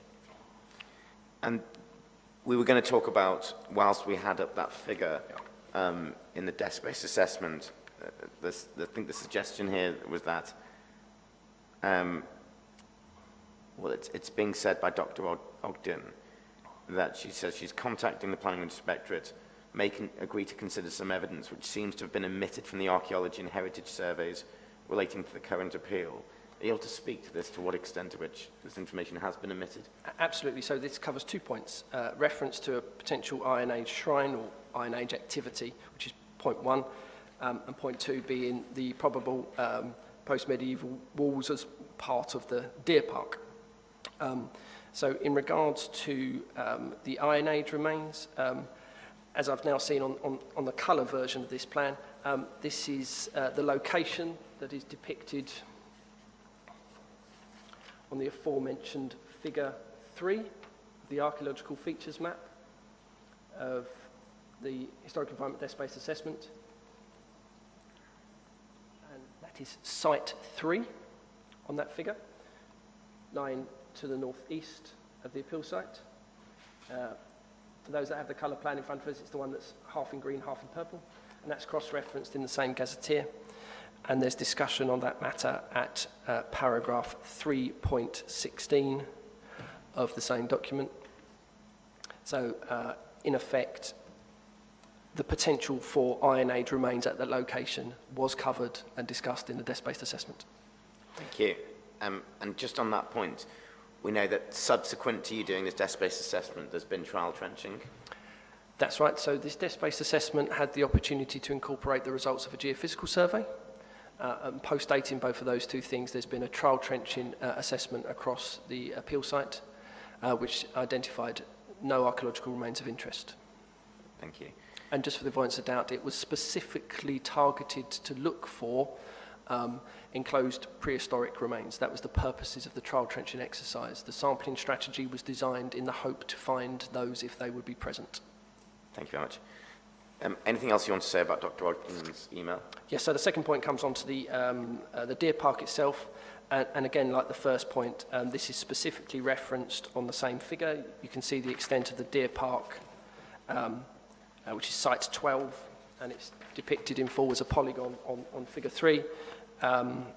Also cross-referenced site 12 in the gazetteer of appendix 2 of the same document, and discussed in detail at 3.27 of the same document, where the deer park in the landscape is summarised. Thank you very much. The next thing I'd like to talk to you about is appeal decisions in the vicinity of the appeal site. We were provided with a map which showed the location of all the various appeal sites. I have that, thank you. That's the one. What do you say? We can go through paragraph by paragraph, but it might be we can curtail it. What do you say about the impact, if any, on those appeal sites versus this appeal site? in heritage terms. Thank you. So just for the avoidance of doubt, I'm referring now to G11, G12, G13, G14 and G15 of the core documents. And within those there are 5 appeal decisions. The first 2, chronologically, G11, G12, predate the designation of the conservation area. The latter 3 postdate it. There is a common theme across all 4, certainly my interpretation and reading of them, there's a common theme. And I'll direct you to paragraph 8 of G11 as an example. Let's just get that up. Is that okay? Sorry, did you say paragraph? It's 8? paragraph 8 of G11, sir.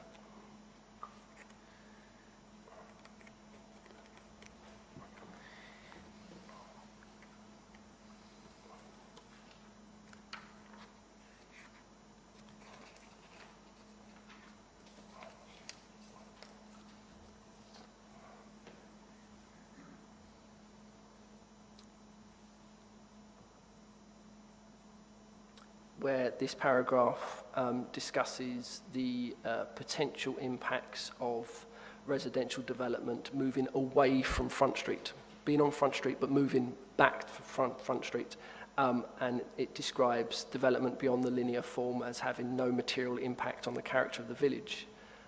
My reading of the rest of the paragraphs on that point are more of a landscape discussion than a heritage one. Similarly, the other appeal decisions pick up similar themes of that. Paragraph 10 of G12. Let's do that then. G12, paragraph 10.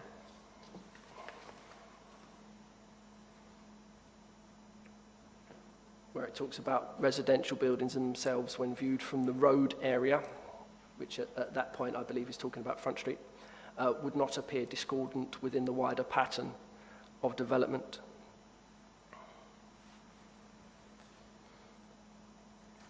And you said these were the 2 prior to the designation? That's right, yeah. And then when we move on beyond that, and I hope you don't mind, I'm just going to take you to the other 3 in turn with specific references to paragraphs because I think it is pertinent. Please do. It's paragraph 8 of G13 now.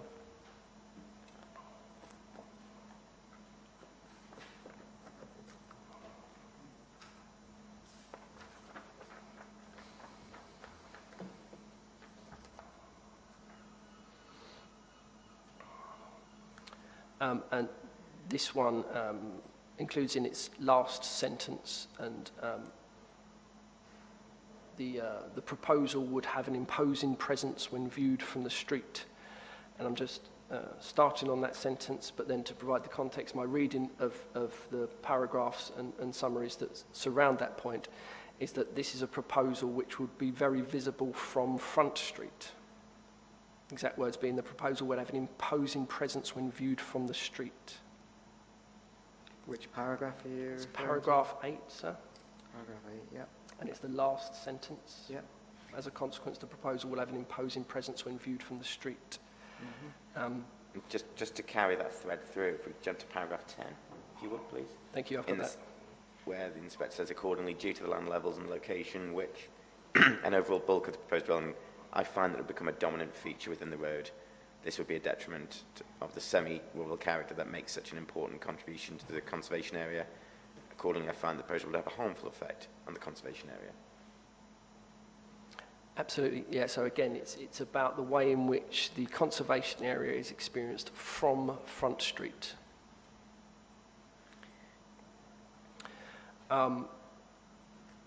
I won't pick up G14, but at paragraph 14, there's a very similar reference to the prominence of the proposal on the street scene. Sorry, G14, did you say? G14 at paragraph 14. Well, just before we move on to G14, to what extent, if at all, do you say that the conclusions here, when we look at G13, about how development would be imposing when viewed from Front Street, to what extent would that read across to this appeal proposal, if at all? I don't think they're usefully comparable because of the specific nature of those applications and those appeal decisions, in that these are about dwellings that are very visible and prominent from Front Street. And it's my interpretation and reading of the appeal scheme that would not be the case. Thank you. You want to take us to G14, did you? I did at paragraph 14.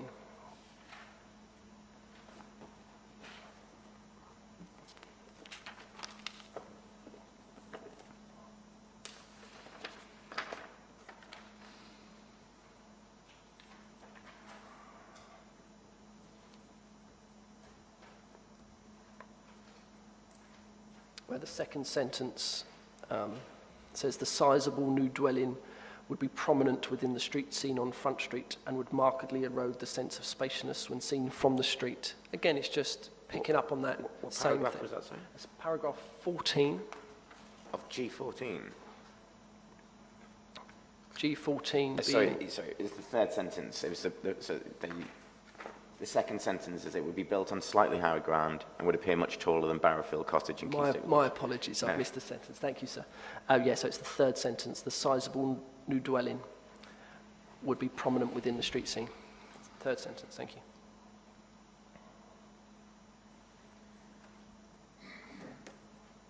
And then lastly, on to G15.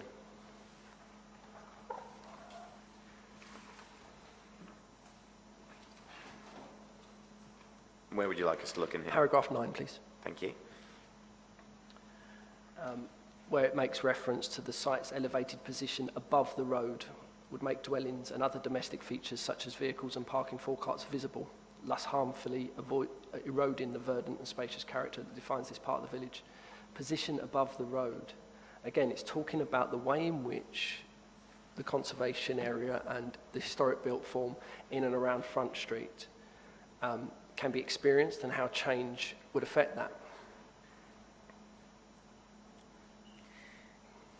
Thank you. Can you go back to the indicative site layout, if you would, please? I have that. So obviously we can see where those appeal proposals fall in the context of the illustrative master plan. How do you say that what's being proposed, the appeal proposal, is different on your reading?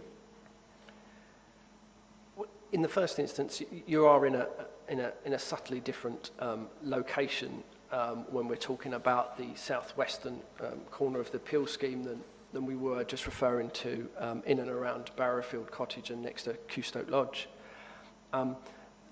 But in that essence, the appeal scheme isn't proposing large dwellings along Front Street, which would be imposing within the character and appearance of the conservation area. It's not directly comparable.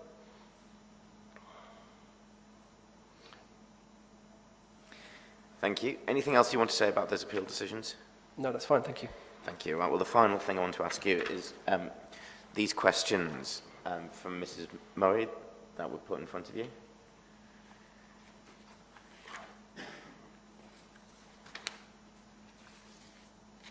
I have them now, thank you. Thank you. I know some of these points we've covered, but I did say I'd put them to you, so save me having to read them out. If you just look at the question and respond in turn. So, question 1. Yes, I agree. One can make out the uppermost couple of the cottages from the appeal site. Question 2 alludes to the appellants being keen to demonstrate that the school detracts from the site. And at the end of that point, it cannot be seen from the site and thus does not unduly detract from the conservation area. My position was not that. It's never been my position that the presence of the school is a negative component within the key experiences of the conservation area or the church. It's just a component part within the wider landscape, within their settings. Question 3 makes reference to the designated heritage assets in and around the church itself. referring to it being enhancing the setting of the conservation area. I would absolutely agree that these are part of the setting of the conservation area and positive components of the setting of the conservation area. So no arguments from me on that one. So I do agree. The third one, I'm just going to read out the beginning of this just to make sure my answer succinctly follows the question. Just before you do, on question 2, we obviously heard from Dr. Hudson Macaulay that she regarded the school to be a detracting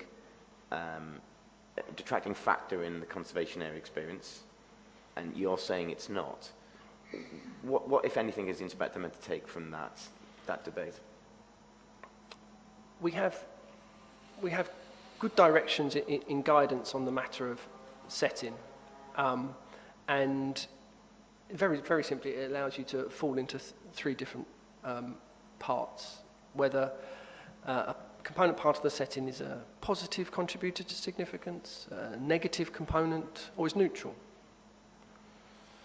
For it to be a positive component, well, I've alluded to how that works earlier by discussing how the way in which the experience of the heritage asset might be taken in, or the wider physical surrounds forming part of the story, and the negative being counter to that. You know, does it actually impose on the way in which the heritage significance of these buildings or the asset and the collection of assets that's the conservation area can be experienced? And it is my position that it's just a neutral component within the wider landscape, much like other components of 20th century development in and around the edges of the village. They neither detract nor positively contribute to. Thank you. Sorry, were you going on to question 3? I believe I was going on to question 4. Right, okay, so question 4, sorry. Where it says, would Mr. Sutton agree that these 4 structures are important in the enhancement of the setting of the conservation area and also linked to the setting of the church? Yes, this is all referenced in my evidence. And also joined to the conservation area by the diagonal footpath across the site. Yes, clearly, as I've also alluded to in my evidence, you can take in the church along the footpath. You can. I know this isn't a particular asset that's been a key matter, or any kind of matter actually, for the proceedings today or this week, but the cottages themselves can actually be viewed from the appeal site and along the footpath too. Those cottages being the listed former stables of the court. You can't take in the court building itself so easily from the appeal site, or at all, I should say, from the appeal site, but you can pick up the gates and walling from within the, which are also separate designated heritage assets, listed buildings themselves, from the appeal site. Thank you. Question 5. This one, again, I'll just reiterate the opening paragraph, which agreed the above scene is further important to the setting and landscape character of the conservation area and important features as you approach the church and the village along Church Lane. When you're passing along Church Lane, clearly you've got the gate piers immediately to the right, and as has been already discussed and is expressed in the Statement of Common Ground, the appeal scheme will have no adverse effect on those heritage assets. And lastly, at point 6, it suggests, could Mr. Sutton tell us why these buildings are not important to the whole setting of the area? That's not my position. They are important to the setting of the area. They are designated heritage assets and have been considered in detail in the assessment process. Thank you very much. Any further questions? Any further points you want to bring to the inspector's attention? I haven't, no. Thank you very much. Thank you, Mr. Sutton. We'll take a short break before cross-examination. So we'll come back at 5 to 12.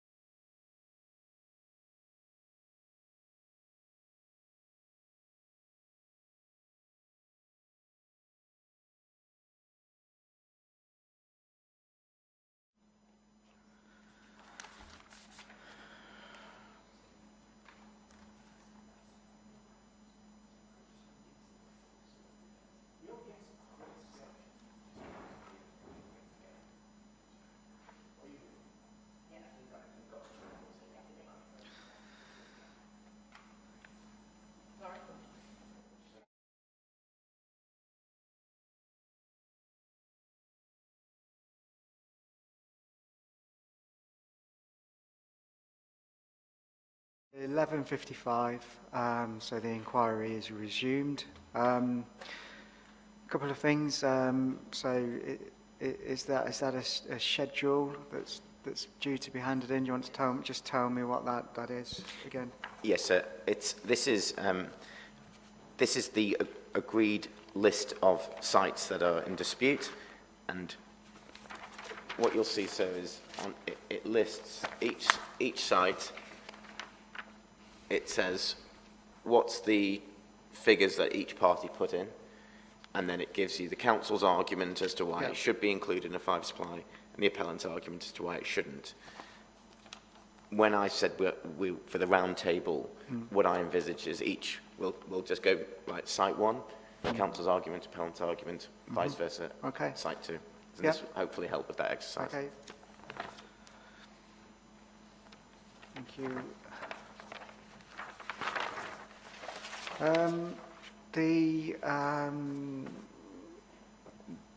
What the interested parties read out, did you manage to get copies of that? I don't think I've got them. We've got the first 2, the second 2, the 2 doctors. Yep. I'm going to email it back to us when they get home, and we'll make sure that the case officer and the appellant is copying in their documents. Okay. All right.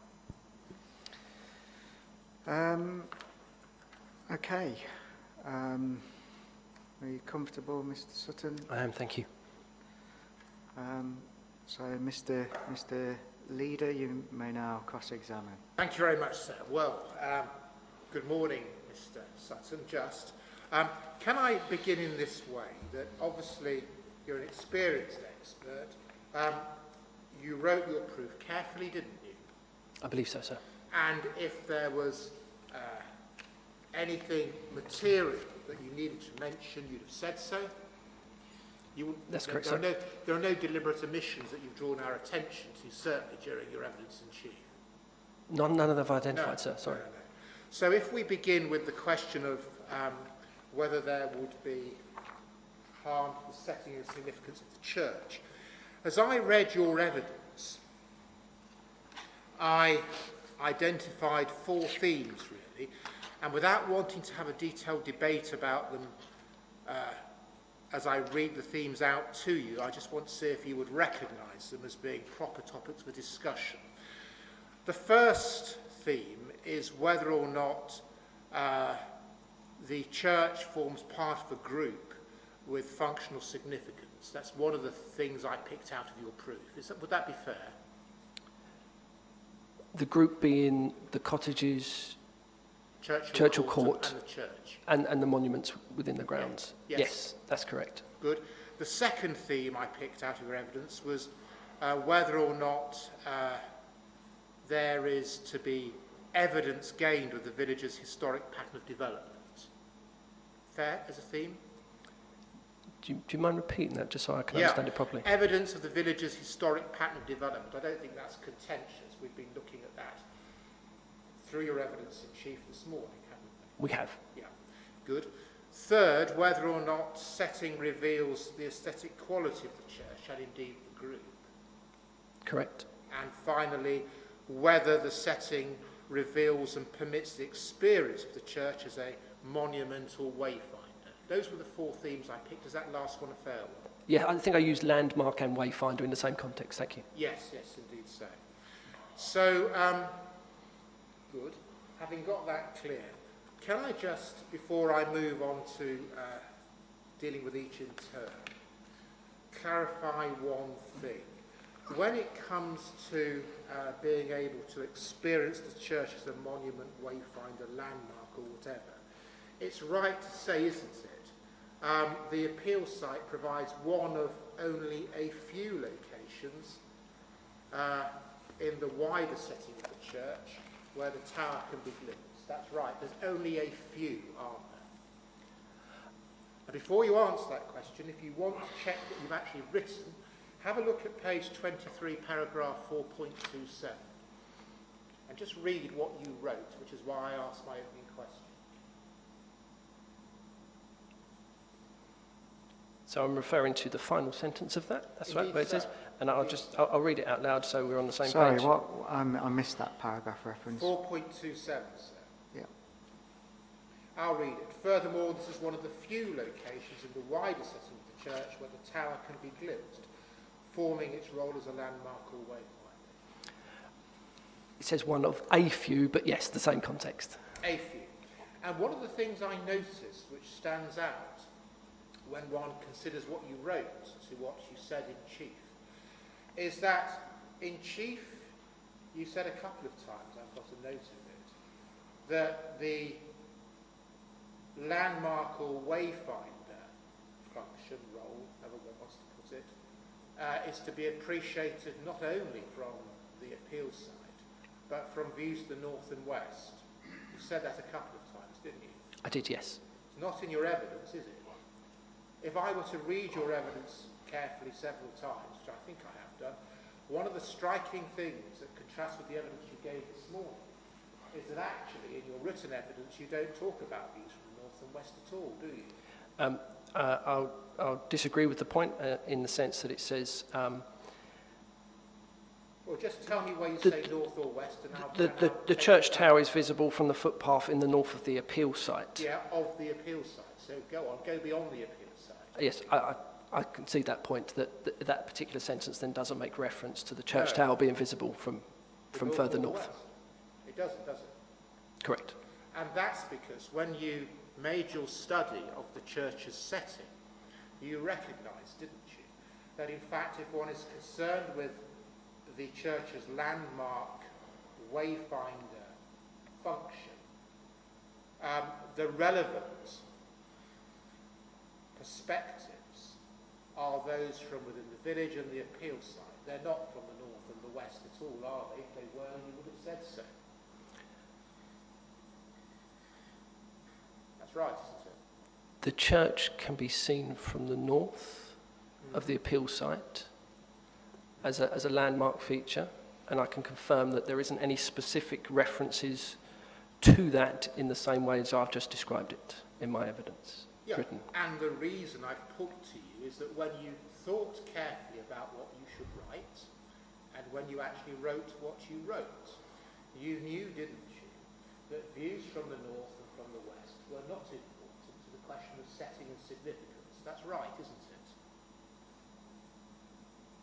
No, I don't believe it is. So it was an accidental or deliberate omission? I would absolutely qualify that as an accidental omission, using the example of the opening sentence of 4.27 to demonstrate that. When you drew me to it, I was expecting that sentence to read, along the footpath passing through the appeal site to the north, where that casual use of language that I've used could be read to mean I was only referring to the views from the appeal site. Okay, if you could please be provided with, if you don't have a copy of it, Mr. Cook's proof of evidence, his Appendix 1. It's a helpful 1 to 50,000 plan which indicates the church and the appeal site in the wider landscape. If you don't have a copy of it, perhaps you could be given a copy. I have the file, I'm just going to find it, sir. Super.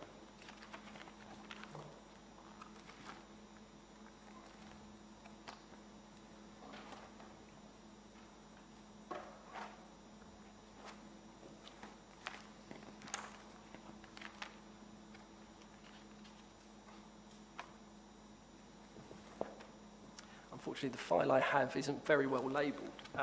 Don't So worry, I know you're making reference to, is it a site location plan or? Well, I've got Appendix 1 and it appears to be labelled, well it doesn't have a label, but it's a 1 to 50,000. It's plainly intended to be a sort of general location of the site within the wider landscape, wider area I should say. If you want, you can borrow my copy, I don't mind. Or perhaps the witness could be given it.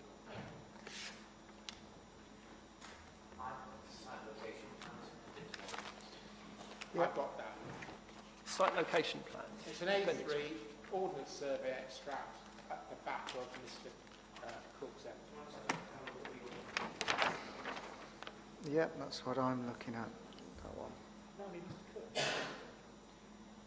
yeah. It's the printing. Yeah. It is the site location. Yeah, Is it the same map? Good, got it. That's excellent. There we go. Right. So, what I want to ask you is this. As I walked that route myself to the north and to the west, one of the things I noticed is that Duck Street is a hollow lane. I hope that's the right phrase. It's one of those sunken lanes that you can't see much from.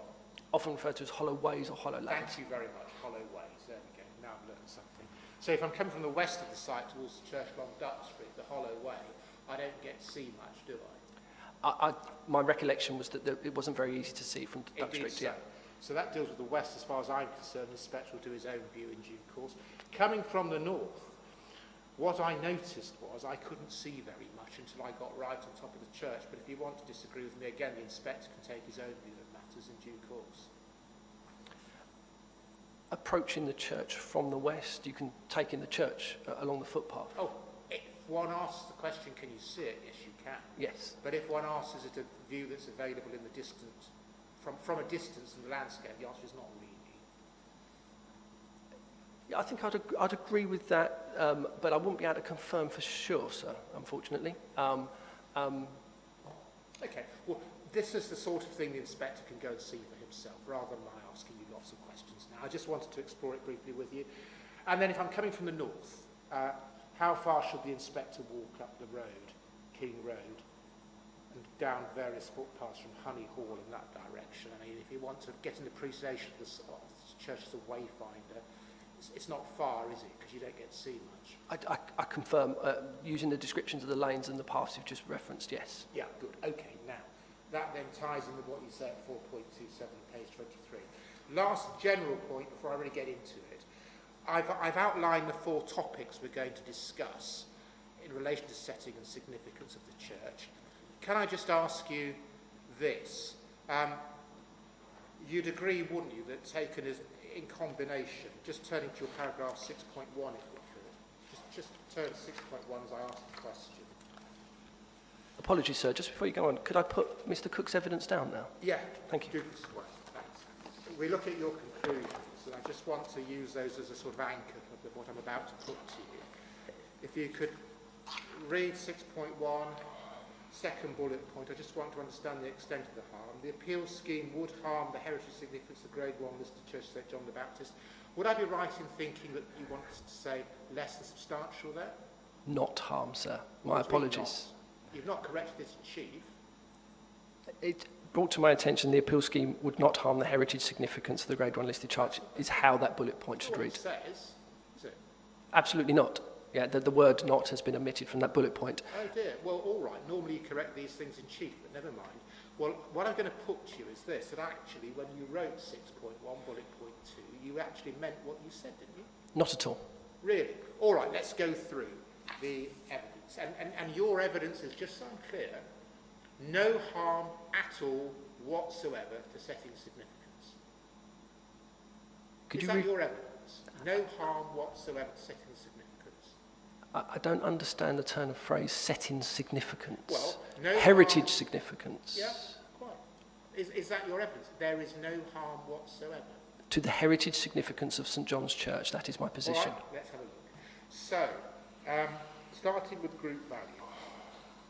If we could turn to your evidence, page 22. Page 20, apologies, sir? Page 22. 22. Thank you.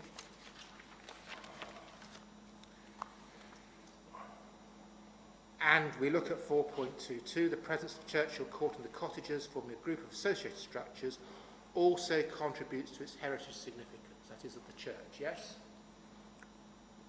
Correct. And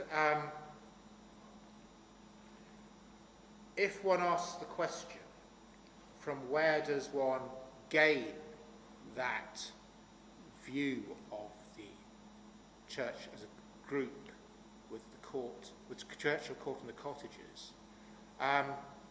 The answer is, well, from the appeal site and from immediately outside of the church. That's right, isn't it? Those are the only places in which you get to appreciate the church with Churchill Court and the cottages as a group. That's right. From the churchyard was one of the examples you gave. I said the church. Yes, I agree with the churchyard. You also asked about from the appeal site. From the appeal site, one can't take in the court. There is an ability to experience the court itself, but from the appeal site, one can certainly take in the listed gates, appears, and walling, and the cottages. Yes. And in that context, specifically take in the cottages in the foreground with the church. So that is a correct position statement regarding the experience. But I would like to just reaffirm that one can't take in the court itself, the listed court, in any meaningful way from the appeal site. And I would just like to add a third location, which is postulated but can't be confirmed by me, is I do believe you could probably take in the church from in and around the court itself, which is private land and I haven't accessed. Fair enough. So setting being what? It being from where an asset is experienced. We look at photograph 4 on your page 25. And we can see there the church, and that will be the view of the cottage, that's what we're told, yeah. And at present we enjoy that view of the group from what is a rural setting. Yes? Yes. And if we go to photograph 5 on page 26, we see the church and the cottage in a rural setting. We do. And if one asks the question, to what extent does Churchill Court, does Churchill Academy impinge upon that? The answer is not very much. I think that's consistent with your evidence, because actually you can see the white tower of the school, but then what you also see is an extensive area of hedgerow and trees, which really does screen and separate the school from the church and the cottage, doesn't it? Absolutely, and as I offered in evidence, just Yeah, to reaffirm quite the so. point, yeah, that is absolutely correct. Quite so. So the church and the cottage as a group is not impacted upon in any meaningful sense at all by the school, is it? No, not at all. No, not at all. Good. Now, having agreed the limited number of views of the church and the cottage, and indeed Churchill Court as a group, what we can agree is this: one important perspective of the church and the cottage, or rather one of the several important perspectives of the church and the cottage, is first to be gained from the appeal site, isn't it? One can see that in photograph 5.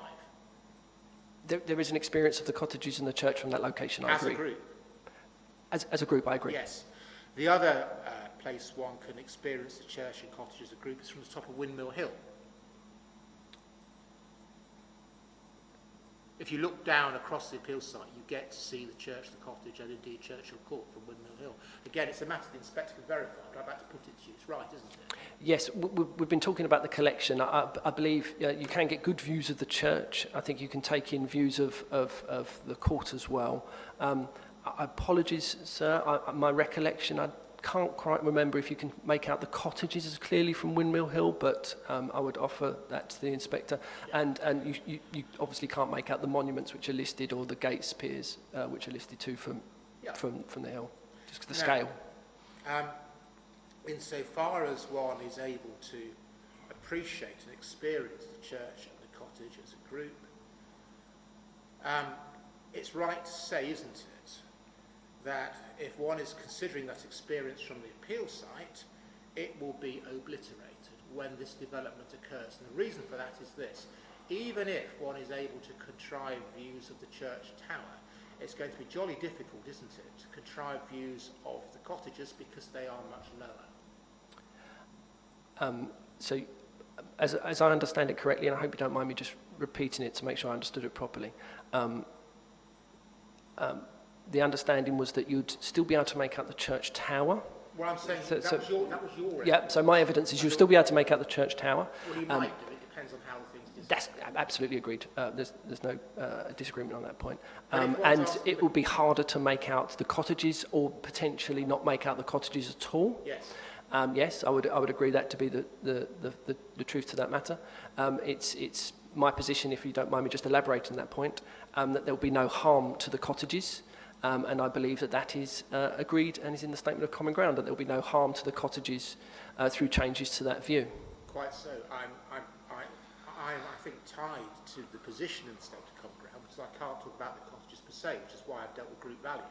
You see, insofar as the significance of the church derives from its contribution to group value, I think that is fair game, and it's certainly fair game because it's in your evidence. And what I'm putting to you is this, that insofar as the church gains significance as a heritage asset from its relationship with the cottages, which is of a functional nature according to your evidence, that will be impacted upon materially by the development that the appellant proposes, because insofar as it's presently experienced with very few places, and one of the key places it's experienced from, or a number of key places it's experienced from, is within the appeal site. That's right, isn't it? We can see that from photograph 5. No, I disagree, sir. What do you mean you disagree? It's obviously right, isn't it? I'd like to answer that point if I could, thank you.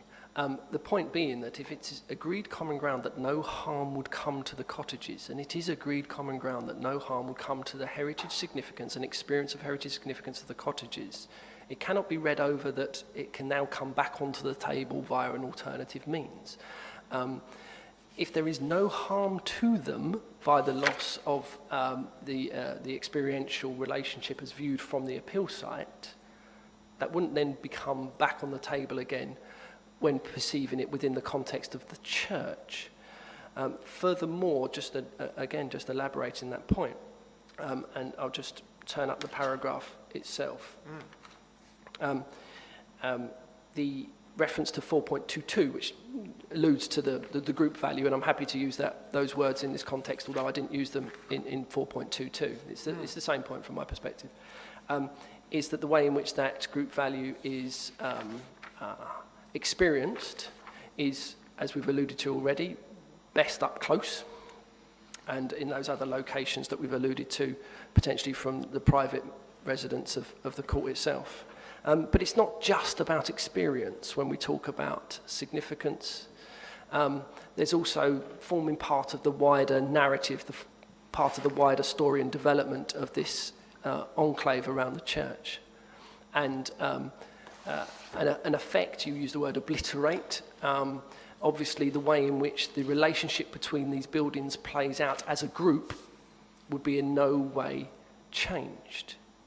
There isn't going to be any development or changes to the way in which these buildings can be read in those locations where they're best experienced, up close. Yeah, I mean, one of the things I've learned as I've got older is you rarely get an expert witness to change their mind and say, do you know what, Mr. Lead, you're absolutely right. I'm completely wrong and I'm very sorry. Witnesses don't do that, so I'm not going to try and get you to do it. What I do want to do is I want to clarify the difference between us. And if I read your 4.22, you see, on page 22, the presence of Churchill Court and the cottages forming a group of associated structures also contributes to its heritage significance. That must be because you're able to view them from certain places in juxtaposition. That must be right, mustn't it? That's how you experience those assets. That's how you derive the significance. No. Group value can come from, as I had mentioned earlier, a part of the way in which setting splits up into two separate sections, and the setting guidance will give you that. Experience being one component part. Yep. The other component part being the physical surrounds, where actual direct lines of sight, specific viewpoints, intervisibility isn't relevant. It can be relevant in the experience section, but just while I'm talking about the physical surrounds, it's worthwhile just saying that the way in which component parts of the landscape and group value can be played out, they don't have to have intervisibility. An example might be a summer house within a landscape garden associated with the main residence itself. There might be no intervisibility between those two structures, but there's high quality group value between them. So in this example, where we're talking about, for instance, from the appeal site, where we said you can't see the court, that doesn't take away the court's value and contribution to the wider group just because you can't see it from the location. Well, I understand your answer, and I think where we're going to just simply agree to differ is this. I'm putting to you that in order to appreciate the significance of Churchill Court, the cottages and the church as a group, one needs to be able to enjoy a view of them. And therefore I'm putting it to you that the opportunity at present to enjoy views from the appeal site is important in order to enjoy both the significance of the assets, or rather to enjoy the significance of the assets. What you're saying is, I think, just let me get this right, Mr. Leader, the fact that you can enjoy that view of the church with the cottage from the appeal site, I think you're saying that's irrelevant to the significance of the church and the cottage as a group, aren't you? I am, and Can I interject? So I'm really troubled by this line of questioning. It's been agreed that there is no harm to the surrounding assets, and it was agreed at the case management conference, because I asked it explicitly, do we need to talk about any other assets, or can we contain our evidence to the 2 assets we're concerned with? And it was agreed, only need to refer to those 2 assets. Nowhere within the council's proof is this line taken. And given that we've agreed that there is no harm to these assets, I think it is, as the witness said, a backdoor attempt to try and creep in other heritage assets. I don't think it's a fair line of questioning. And if Mr. Leader disagrees, I'd ask him, refer me to anywhere in his witness's proof of evidence where this line of attack or anything along these lines is taken. Well, I think, to answer your question, it's not in the council's proof of evidence. It's a matter which was introduced by Mr. Cook. Happily, I've taken this as far as I need to go. We can move on, and I'll deal with the submissions. Because what I want to be able to submit on is this, that we have 4 themes picked up by Mr. Cook, Mr. Sutton, I beg your pardon, which are agreed. There are certain assertions made by Mr. Sutton as to the nature of impact on significance by impact on setting. I want to make submissions on that, and I'm going to, but I don't need to take this point any further. So I'm going to move on. And move on to... Apologies, sir. Do you mind if I just make a small point? Well, if you don't mind me saying so, I do, because while you're being cross-examined, you may answer my questions, but you might... Well, I suppose the question really is focuses on 4.22, doesn't Yes. it? And if you wish to explain further what you meant by 4.22, you can do. I'll leave it there, sir. Thank you anyway. Yeah. Yeah, thank you. So I'll move on, sir. I understand Malone Friend's point. It's not an unfair one, and I can only take the point so far. Okay. Yeah. So I better move on. Evidence of the village's historic pattern of development next. Now, we can agree, can't we, that the published historical environmental records, insofar as they are able to say anything about this village's development, does postulate the existence of a deserted medieval village in the vicinity of, or more precisely to the north of, the church. It does, and if I can qualify that with a small sentence that follows, and another location to the south, which Yes. might also be the case. Yes, that's number 10 in the Thank you. figure that's in the document C8. We don't need to go there. But certainly we do see 2 locations postulated for the existence of a deserted medieval village. Now, the only point I'd like to put to you is this. If one reads books like Beresford, it is often the case that when we look at churches today, they can stand alone. But it's unusual for anybody to build a church in the middle of nowhere. At some point in time, it is probable, isn't it, that a church is associated with a settlement, or perhaps, occasionally, a grand house. Absolutely, but just to follow up on your point, sometimes people refer to chapels as churches. Chapels can often be isolated for very specific purposes, but a church, in the context that we're describing here as like a parish church, Yes. needs its parishioners. Yes, and this parish church, we know is associated with a village, it's essentially a church. It would be surprising, wouldn't it, just using one's common sense, if at some point in time the settlement of that church was not also associated with the settlement of a village. It would be surprising. not sure if I followed that point. Do you mind repeating it? Sorry. You're not likely to build a church in the middle of nowhere and put your village somewhere else and say, I know, let's go for a walk every day to the church. You're more likely to plant a village around the church being, if you like, the focus of the original settlement. Many settlements grew up without the church first. So actually the church was implanted within the settlement which followed as a farmstead grew into a larger settlement which eventually might become a village or a hamlet. The church can often be implanted afterwards. Those ones located on the edge, for instance, can sometimes be morphological, typological versions of that theme. So to answer your specific question, is it very unusual for a village to be created or planted outside the outskirts of a church? It's rare, it's not completely unusual. There are examples, for instance, you gave where a church might be developed next to the main manor house, where the manorial estate might have some surrounds which kind of prevent the growth of the village coming too close to the church itself. Yeah, I suppose the reason for that discussion is this. There are various ways in which the village's morphology, and in particular the relationship between the church and the village, might be interpreted. There are a variety of different ways of interpreting this unusual pattern. I absolutely agree with you, sir. Yeah.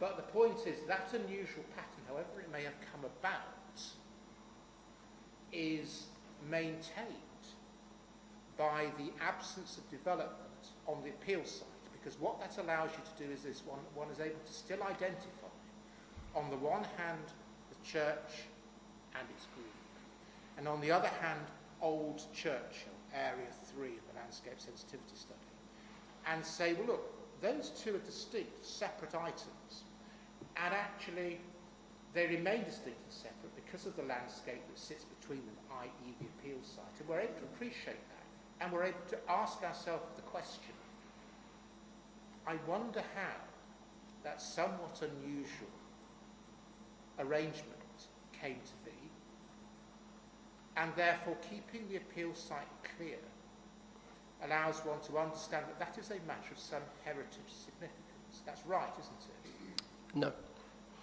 I agreed with the first part of your statement, which was describing the way in which the historical narrative can be viewed.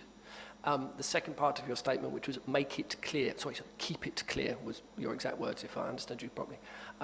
In effect, what we're talking about here is a landscape which has evolved and changed enormously over the last 1,000 years during the lifetime of this church, which we're obviously focusing on this discussion.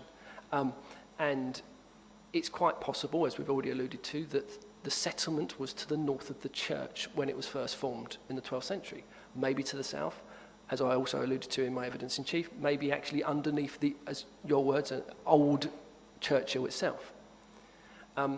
So what we've got is we've got a changed landscape. This isn't a preserved landscape that relates to the 12th century or any other century. We've got an evolving and changed landscape.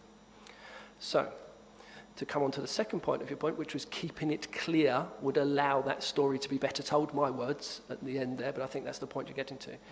Is that if we was to impose the appeal site, which is what we're talking about here, within that landscape, what we now have is a clearly, and I'm anticipating this through the detailed design, modern 21st century growth of the village in proximity to the church. So what you'll be able to see is that the old village lies further afield, and the village has grown back towards the church in the 20th, as is demonstrated by the presence of 20th century dwellings on Front Street, growing west. Then the village has expanded, and the settlement has expanded even further with the school site to the west. And this will be the next chapter of that shifting, changing landscape, whereby the 21st century growth of the village would appear within the appeal site next to the church. See, that's a really interesting answer, which I'd like to explore with you, because one of the things that I find heritage witnesses often want to talk to me about is legibility. The extent to which it's possible to still distinguish today that which is of historic importance. And what I'm often told is that built development either will or will not promote legibility of what is historic and important. So what I'd like to put to you is this, that whilst experts like you may well still be able to interpret the landscape and its history accurately if this development were to take place, for the most part, the distinctiveness of the historic landscape around Churchill is maintained by keeping the appeal site clear of development. The village's historic development is more legible by keeping it clear, and that legibility will be eroded if development takes place. That's right, isn't it? No, and I'd like to elaborate my point on that. You've described the historic landscape of the appeal site as being distinctive, as I've already offered in evidence in chief and in my proof of evidence. I do not classify the appeal site as being a distinctive component of the historic landscape. Distinctive in the sense of using a positive description for it. And your first point on recognising that as an expert, which I clearly am, thank you very much, who reads the landscape differently than other people, and I appreciate that too. But I would just draw a reference to the fact that when we're talking about the church and the way it's experienced, there is a 16th, 17th century building directly in front of it when viewed from the appeal site. Yeah, that doesn't interrupt the legibility and understanding of a 12th century origin church that has since potentially lost its village that lie to the north. There are component parts within the landscape, large form parts. We've already mentioned the school.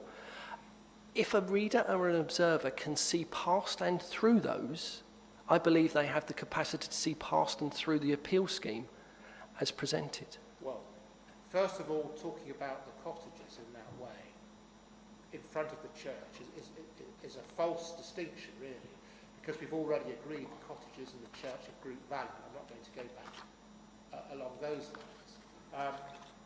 But I'm going to complete the point in this way.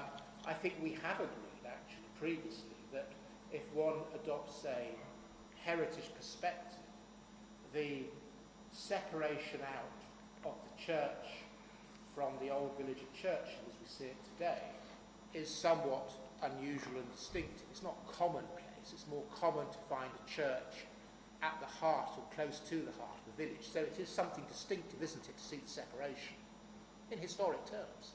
The separation of the historic built form, yes, and this is my key point on this, the separation of the historic built form from the church allows the understanding that something has shifted and changed in the landscape. Yeah? Yeah, that's right. And I'm dwelling and specifically making reference to the historic built form in that sense, but not forgetting the fact that actually some of the earliest historic built form of the settlement is the cottages and the court and the buildings in its immediate environs. I get that. So it's not an isolated church in that sense. I get that. Yeah. But the point is it does allow, as you've just said, the understanding that something has shifted and changed. That's as far as I wanted to go, really. Safe to say that that understanding is then, I have to say, obviously clouded by building in an area which allows that understanding to be appreciated. That must be right, mustn't it?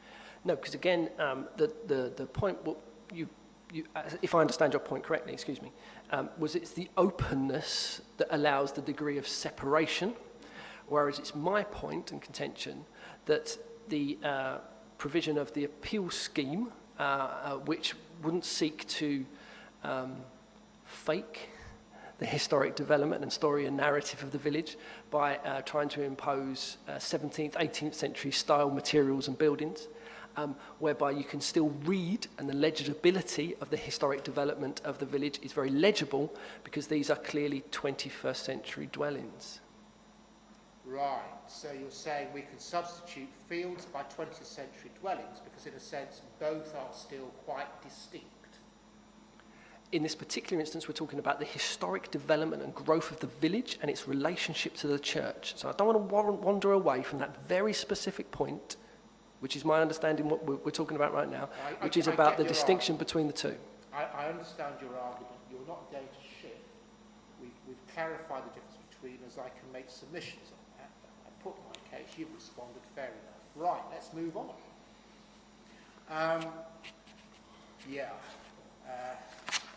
Next, aesthetic value. Now, you say a lot in your evidence about how one achieves a great deal from the interior of a listed church. And I think that if I could summarise your evidence in this way, it may be unfair, so if it is, you'll tell me.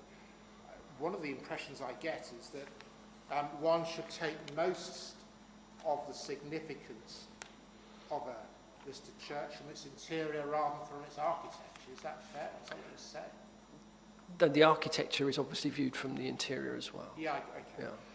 Yeah. If we could go to the listing schedule for the church, which we'll find in Appendix 6 of Dr. Hudson McCauley's evidence. You may find it elsewhere, but I'm using Appendix 6. Would you like to go there?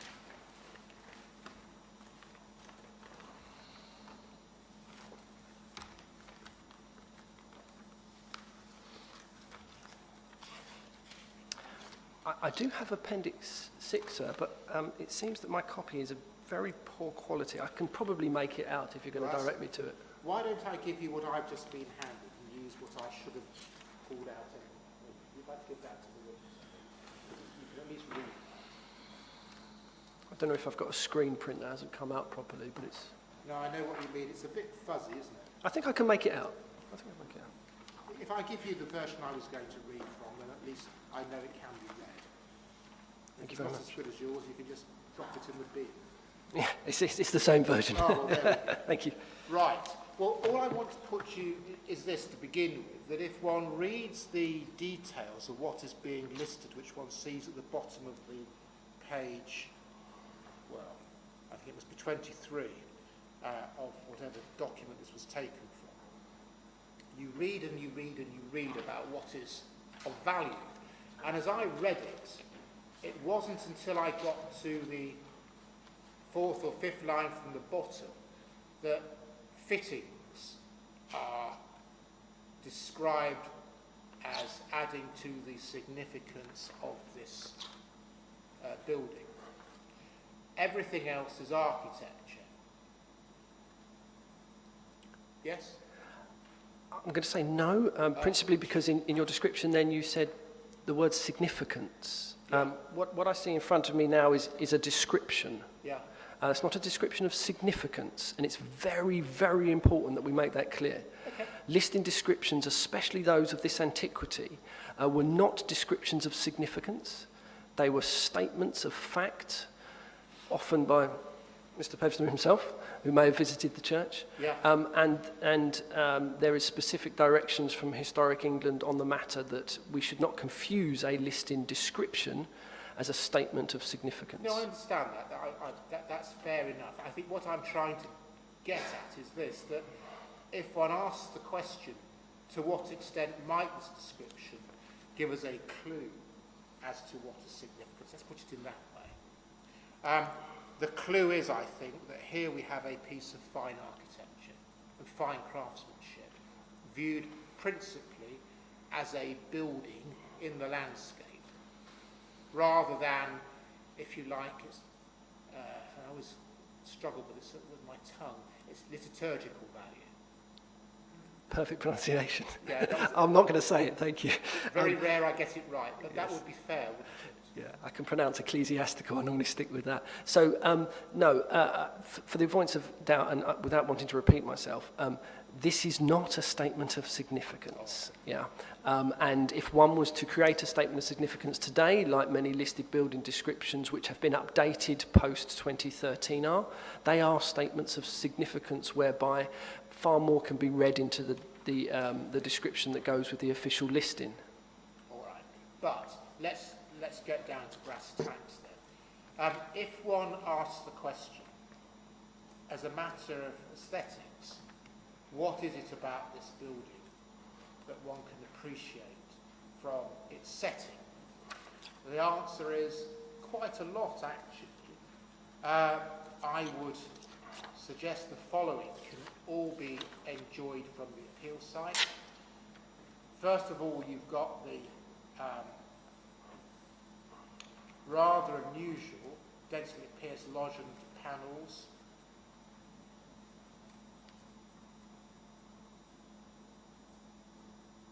See those quite clearly, can't you, from the appeal site? Do you mind just describing those again? Because I just didn't quite catch that, sorry. Well, actually, do you know what? This is going to get tedious. If I start to read out every architectural detail you can enjoy, frankly, it's going to become rather... Let me put it to this and way. obviously just keep it to sort of questions of the witness rather than... Yeah, quite sensible. Look, all I'm going to put to you is this, that if one asks the question, does this church exhibit fine design details that can be viewed from something of a distance, including the appeal site, the answer is yes, it does. There are some details, and I would agree with you, that can be seen from a distance, but are obviously focused in and around the upper stages of the tower. Yeah. And I think the point you make is this, well, that may be so, Mr. Leader, but actually you can see most of these details from the churchyard. You can see all of the details far better from the churchyard. Well, that's what I want to, that's what I'm wanting to put to you now, you see, because let's face it, building church towers in the 15th century, 16th century, was an expensive exercise, wasn't it? I completely agree with you. It's mind-bogglingly expensive and cannot be compared to today. Quite so. So local communities that built these tall towers with their fine details wanted them to be seen and enjoyed, didn't they? That was the whole point of spending all that money. I'm just going to say yes, because my answer to that would take 2 hours and talk about the complexity of the church and land Yes. and parishioners in the medieval period. But yes, let's just say yes. Yes, they wanted these places to be monuments in the landscape. I think that is an excellent description. The monumentality would be the word I would use. Yes. And the point about a monument is it's something that isn't just experienced, or it doesn't have to be experienced close up. It's quite obvious, isn't it, that if somebody wanted to build something fine that was to be experienced close up, one could build a lot lower. Yes, monumentality, especially when it comes to church towers and church steeples, does play across too. So when you're up close and it dominates you within close experience, you can understand the monumentality, where you can pick up all the finer architectural details. As you move further afield, your ability to appreciate those finer details diminishes, thank you very much. And then you're left with what I've been describing, the monumentality and the landmark in the landscape. Yes, and of course to enjoy that monumentality, you have to be able to see the thing. You absolutely do. Yes, and we've earlier looked at what can be seen of this monument, and the point really is this, that at the present time, one can enjoy that monument across a rural landscape, principally if one's talking about unbroken, sustained views from the appeal site. Otherwise, you're just talking about glimpse views, but from the appeal site, you actually enjoy a sustained view, walking from the east to the west, along where the footpath has been diverted, also diagonally across the site where the footpath ought to run, that is 2910, and also from the east of the appeal site, walking north, which is 3010 and 3020. That's right, isn't it? You get sustained views. Apologies for not knowing the references to the footpath numbers you've just given me, but I think I understand the footpaths you were talking about. So there are not sustained views. Using the example of the footpath to the north of the appeal site, the church tower comes in and out. And actually, as you're passing around the landscape through the appeal site, it does appear better when you get further to the north. So I wouldn't describe it as a sustained view, but a shifting and changing dynamic view within the landscape. And these are the languages and the words that the settings guidance uses us to draw to. So coming back onto your point about the monumentality, is that the monumentality of the church would not be lost through the imposition of the appeal scheme. Well, the ability to appreciate it would certainly be adversely affected, wouldn't it? No. Well, forgive me. If we could go, please, to core document F6, which is Conservarea Appraisal Designation and Management. I know it says conservation area. but I think the point's a fair one, and if you don't think it is, we can go to F8. But looking at F6 for a moment, which is concerned with setting and views, paragraph 58 on page 22.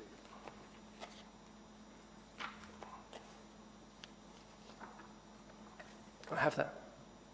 Heritage assets can gain significance from their relationship with their setting, whilst views from within or outside the area form an important way in which its significance is experienced and appreciated. I mean, that's obvious, the inspector knows that. And then if we go to F8, just for the record, I have that. paragraph 9 on page 4, settings is not itself a heritage asset nor a heritage designation, though land comprising the setting may itself be designated C below.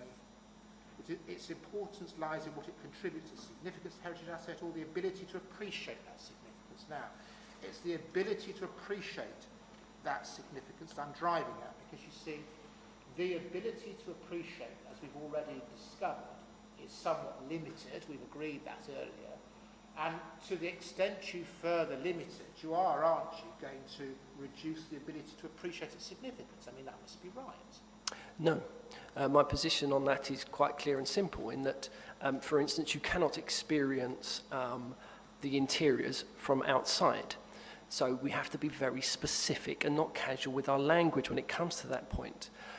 When we're talking about the views from the appeal site, which is my understanding we're talking about right now, when we're talking about the views from the appeal site, we've moved further enough away from the church that I'm now just talking about and thinking about, as an expert in these matters, as you've already brought to my attention, the monumentality of it as a landmark. So it is that point that we have to consider when we talk about impact. Would it be adversely affected as a monument and as the monumentality of it and as a landmark in the landscape? And it is my position that it would not be, as views of it can be retained as an impressive monumental structure on the western extent of the settlement. The proposed development itself within the appeal site is not of a scale or form or design. I'm not anticipating it to be a scale, form or design that would challenge the qualities of the monumentality of the architecture of the church.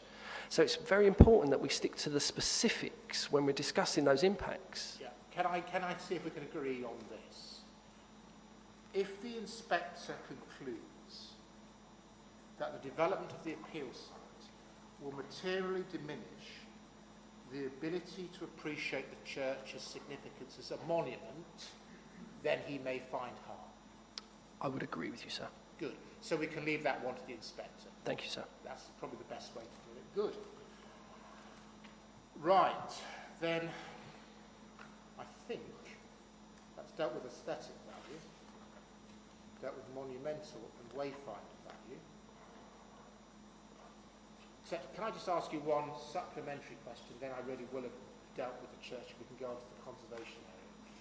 The thing about the footpaths that run from the northern edge of the old village of Churchill to the church is that insofar as the people of Churchill were good churchgoers, perhaps better in the 16th, 17th, 18th and 19th century than today, I don't know. They're going to get to church, aren't they? Crossing the footpaths that have been created across the appeal site. They're going to enjoy trekking from the old village of Churchill to the church by the most direct route, which is the footpaths across the appeal site. They're certainly going to take that route, yes. And it will be a supposition that I'll say they'll enjoy that walk, but as not being a Christian, I couldn't offer any more evidence on that point. No, but the point is this, that historic route from the old village to the church, across the appeal site, insofar as one is seeking to evaluate the importance of a particular bit of setting, that is going to be an important feature in determining the quality of the appeal site as a setting, isn't it? Its use as a thoroughfare from the village to the church. If I've understood your point correctly, sir, it's certainly my position that the footpath plays a role in connecting the village and the church, and would have done for many centuries. And the quality of what is experienced from that footpath is relevant the impact of development on setting and significance? I'm not sure if I understand your point on quality. Well, Is there something quality specific? Means, okay, well, let me be clear. We've been talking about monumental and wayfinder significance. The quality of the visual experience with which one enjoys the monument is material, isn't it, to the impact of development on that setting? It is, if I've understood your point right, and if I could just extrapolate my answer on that. If you was to travel on foot from the eastern end of, let's just talk about the old village for now, you'd obviously be passing through the mixed and varied form of the village before passing out into across the appeal site. If you were coming to the church from the south or west, coming up Church Lane, a multitude of factors would be within your experience, including the school buildings, as we've already alluded to, the modern-day school buildings. So in that particular context, the routeway, I think, is important. When we're talking about the experience, we'd be dwelling upon the point is the specific component of it being an open field relevant to the experience while travelling along that footpath in heritage context, in heritage terms? My answer is no. My answer is that it isn't relevant to the heritage significance and experience of the church that you've passed through an open field to get to it from the village. Okay, and the reason I've suggested it might be, or rather it is that the maintenance of those open fields partly retains the historic link between the church and the village, because of course the church and the village both had, if you like, an agrarian underpinning, and that is maintained. But the other point is this, and you can answer both if you want to. Whether or not there is that, if you like, functional relationship, the monumentality of the church tower is maintained better by that open view. And if you clutter it up with houses, you're bound to adversely affect setting and therefore significance as a monument. Monumentality and the quality of a view can be improved by the insertion and creation of modern built form. I'll use an example. I'm working on a project in central Birmingham at the moment where we're going to create viewing corridors, very specific channeled views which accentuate and enhance the quality of a view of a structure. In that case, specifically, a church spire. So I would suggest there's opportunities within the detailed design to really frame some quality views of the monumentality of the church from this location. Yeah, well, that's really descended into matters of personal taste now. You and I mustn't get into arguments that reflect that. But if we could go back to F8, please, page 7, paragraph 14, which begins, I beg your pardon, paragraph 13, which begins on page 6. I have that. Then proceeds on to page 7. There are 4 bullet points. And you and I have just been talking about how one might, I think, evaluate views after development has taken place. And I think yours is a more optimistic picture than mine.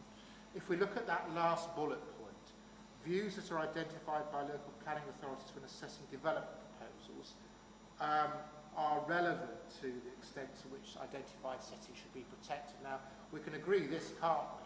That one of the views identified by the local planning authority when assessing this proposal, indeed maintained at this appeal, this inquiry, is the view across the appeal site towards the church as a monument wayfinder.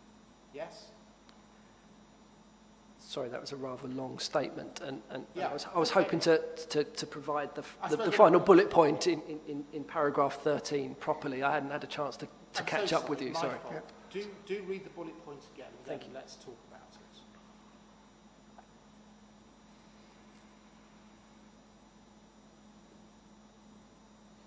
So my reading of paragraph 13 is that views may be identified and protected by local planning policies and guidance. Yeah. Yeah. And you see, what I think the last bullet point contemplates is where guidance hasn't been promulgated, but local planning authorities nonetheless take the point when they come to determine a particular application. And the point that's made there is views are identified by the local planning authorities when assessing development proposals may be important when one comes to consider whether a proposal is acceptable. I put it there higher than that. Maybe. No, no, absolutely. Of course they're important. That's why we're sat here talking about it right now, and that's why I've offered plenty of evidence on the point. Well, in that case, I'll go no further on that point. Let's move on. Now, it's 5 to 1, sir. I reckon I've got about another half an hour at most. I think I can take the conservation area point fairly quickly. Would you like me to continue? Get it done. I would be very happy to continue, sir. Yep. Thank you. Then let's deal with the conservation area. Am I able to put the Yes, please do. F Yes. documents down? Clear the decks. Thank you. While I'm shuffling around, are there any other documents you might like to me to draw to? I'm sure there will be, and if I was to be more thorough, I'd have given you a list to begin with, but then I'd have just cluttered your desk up again, wouldn't I? Yeah, I think I've got enough around me, thank you. Right, moving on.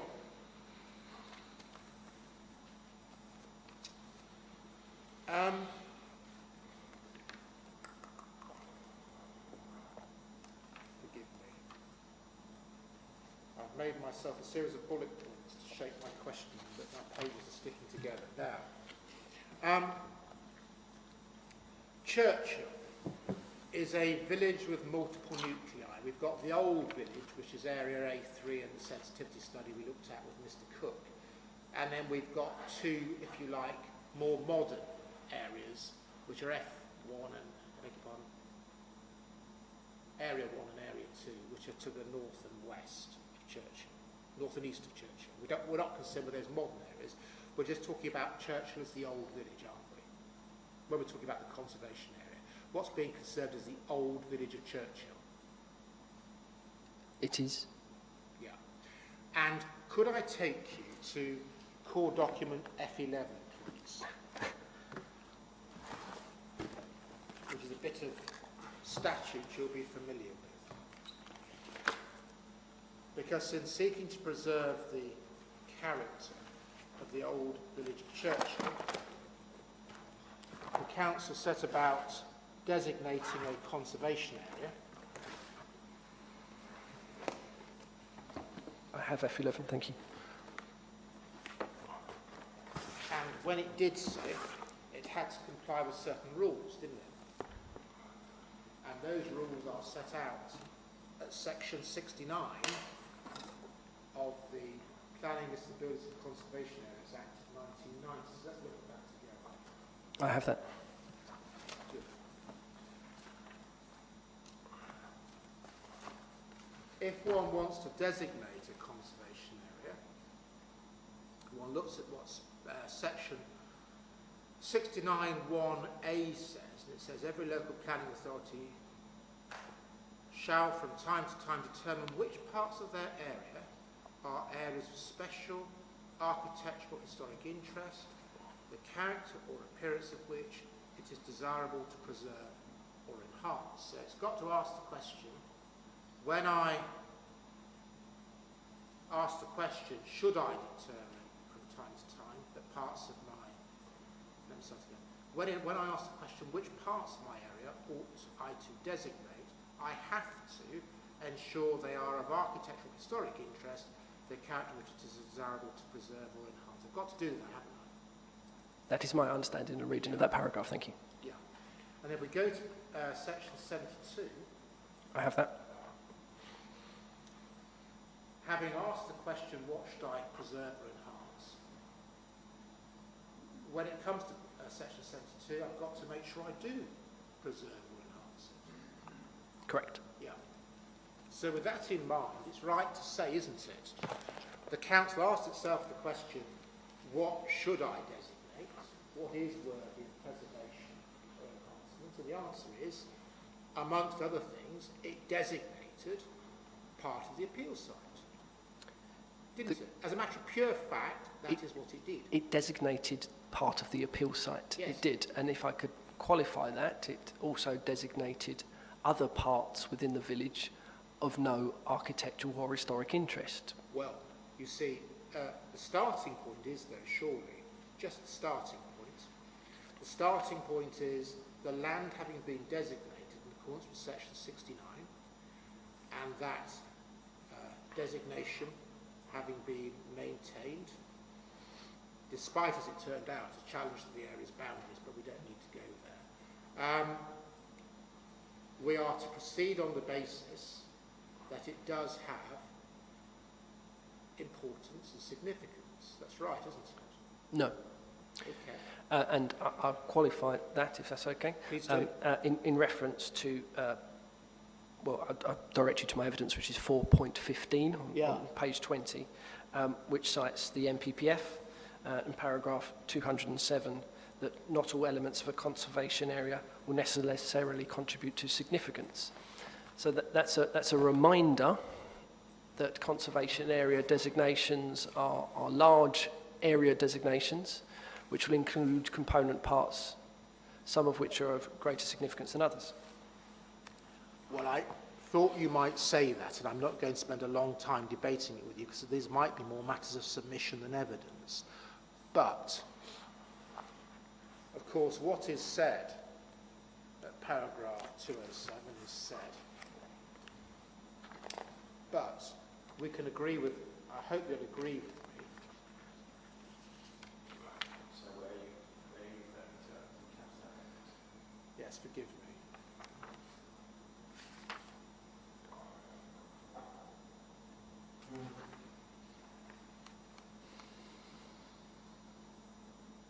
Paragraph 207 of the framework referred to by the witness in his evidence. Not all elements of the conservation area or World Heritage Sites will necessarily contribute to its significance. That's what the framework says. Which is why I took you to section 69, because whilst one has a great deal of respect for what the Secretary of State has got to say about things, what Parliament says may be considered to be more pertinent, and we can see, can't we, that section 69 is quite clear that you designate areas for their special architectural or historic interest, the character or appearance of which it is desirable to preserve or enhance. So I'm going to put it to you as a matter, as an expert, but it may be a matter for legal submission. Noting what the Secretary of State says and giving it due deference, when one reads the words of section 69, it would appear that what is said at paragraph 207 is incorrect. Would you agree? No. Fine. Well, then we can make submissions on that, because I'm going to put it to the inspector that actually one reads section 69 and one starts from the point that if it's designated as a conservation area and it is not challenged as such, or if it is challenged, that challenge does not succeed, the land within it is by definition of special architectural historic interest and character and appearance which is desirable to preserve or enhance. I put it to you that that's right, you said don't agree, and you rely upon paragraph 207 of the framework. That is correct. Okay. Fine. Well, that's that difference between us identified and aired.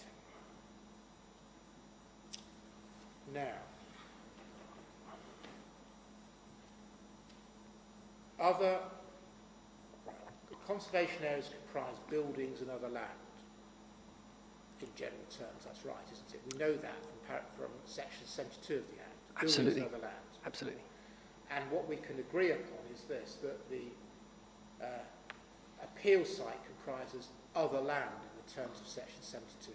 No argument from me. Yeah. And it's right, isn't it, that from that other land, which comprises part of the appeal site, one can see back towards the old village of Churchill. One can see back towards the old village of Churchill, and correct. one can see the old village of Churchill. From the appeal site, Yeah. one cannot see, I wouldn't describe that as an accurate description of what one can see from the appeal site. Well, So, as I alluded, sorry, I'll let you go again, apologies. okay. Well, no, you finish your answer. I was going to refer back to my evidence in chief when I was describing the fact that from the appeal site you can make out some modern dwellings within the, let's call it that again, the historic village of Churchill, as well as make out Barrowfields as well, a building of probable 19th, early 20th century date. So I wouldn't say you can make out the character of the historic village from the appeal site. But if one asks the question, what is the character of the historic village? I'd just like to put it to you in this way, that the character of the historic village is partly derived from its townscape, if you like, what one enjoys from Front Street. Shall we use village-scape?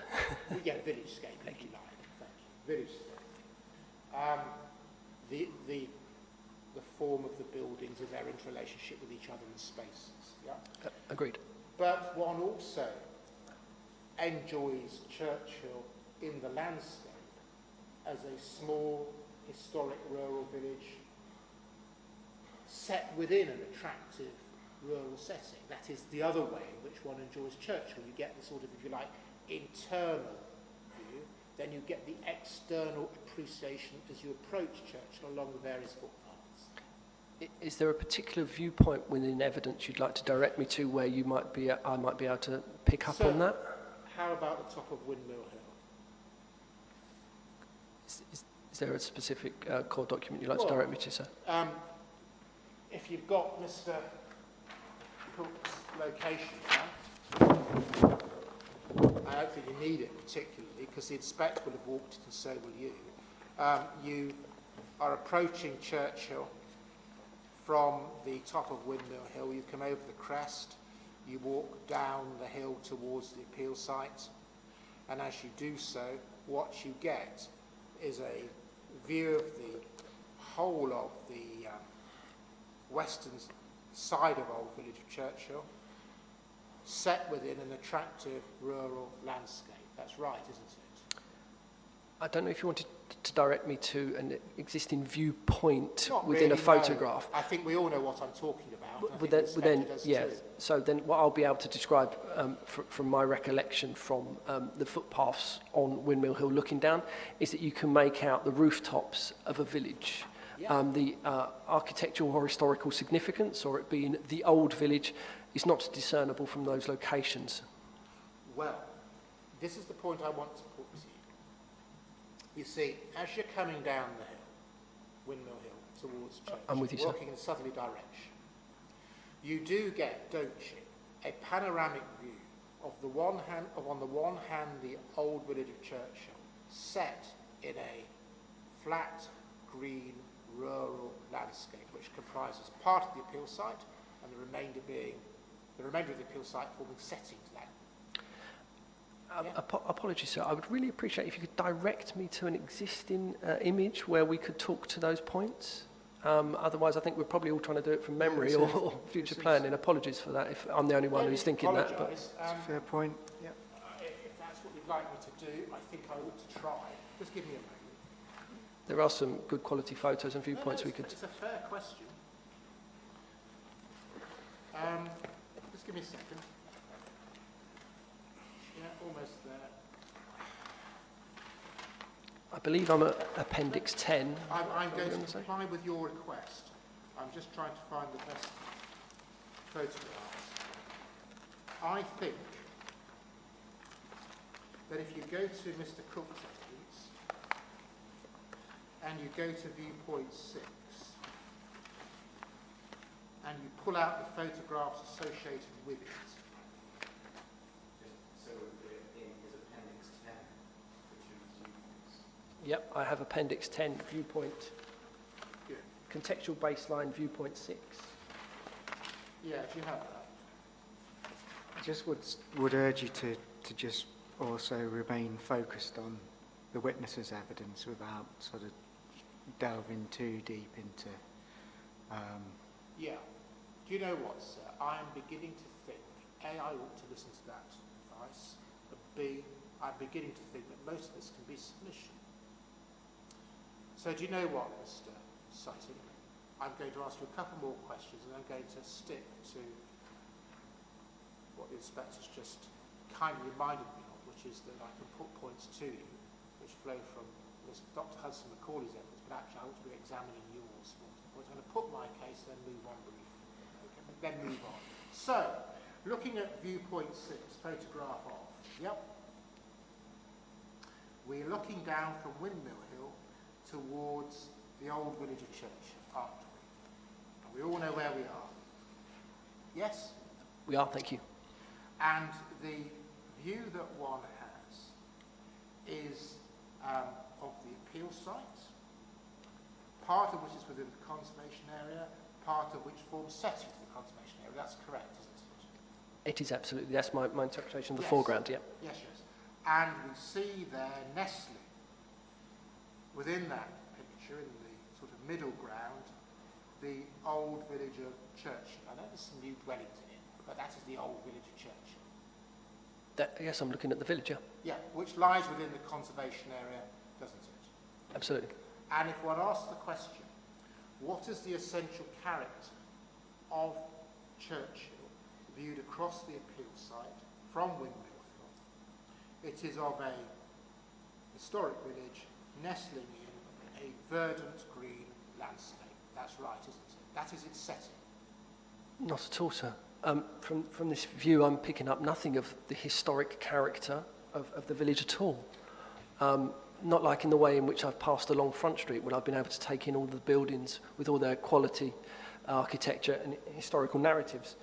From this viewpoint here, passing from right to left, I can make out the new stables and menage, the school buildings dominating the view, and on the left-hand side of that view, which would be the eastern side, I'm making out the rooftops of modern dwellings, in the most part, actually. You see, this is where I think the council and the appellant differ in their approach to the conservation area. So I'm going to put this point to you and then see if we can perhaps just stop. Listening to your evidence very carefully this morning, you seem to lay great stress on being able to connect, on the one hand, the qualities of the appeal site as an open area, a rural landscape, and on the other hand, elements of built form. And it seemed to me that what you're saying was, in order for the open space to contribute significance, or to impart significance, you had to be able to link it with particular bits of built form. Is that your case? No, it's more subtle and complex than that. In the first instance, is it a location whereby the architectural and historical significance of the conservation area can be experienced? Yeah. And as I've expressed in chief, it is not, because one can't make out the buildings within the conservation area and the important buildings and their relationships from the appeal site. And the second part is that whether it itself has any heritage merit as a component part of the historic landscape, which again, as I've offered in evidence in chief, I don't believe it has. No, I get that. And we're not going to get anywhere by cross-examining you on that point. You've made your position very clear and we'll have to make submissions. But going back to your first point, just repeat it for me, would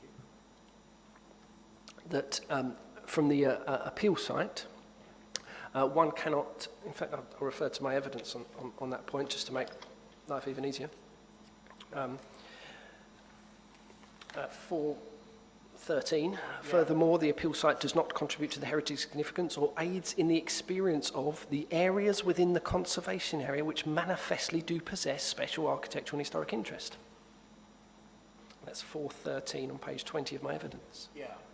And you see what the council's saying is, well, actually, if you're standing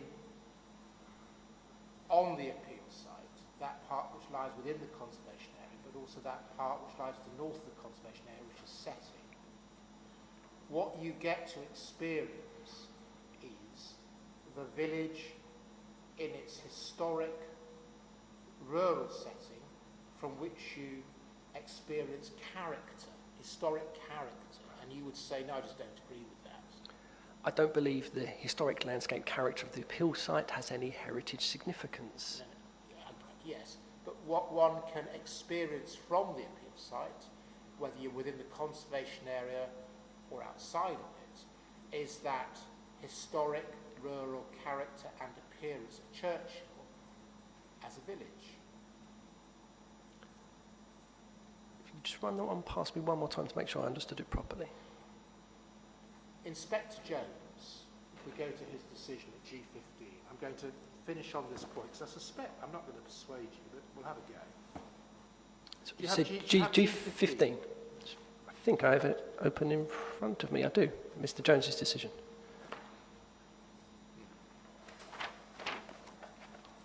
Right, let's have a look.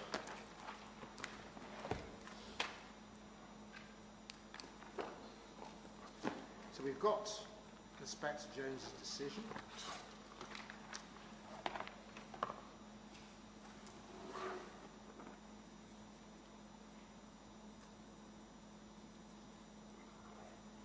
And if I could just invite you to read to yourself, you don't need to read it out loud, paragraph 11, and tell me when you've read it.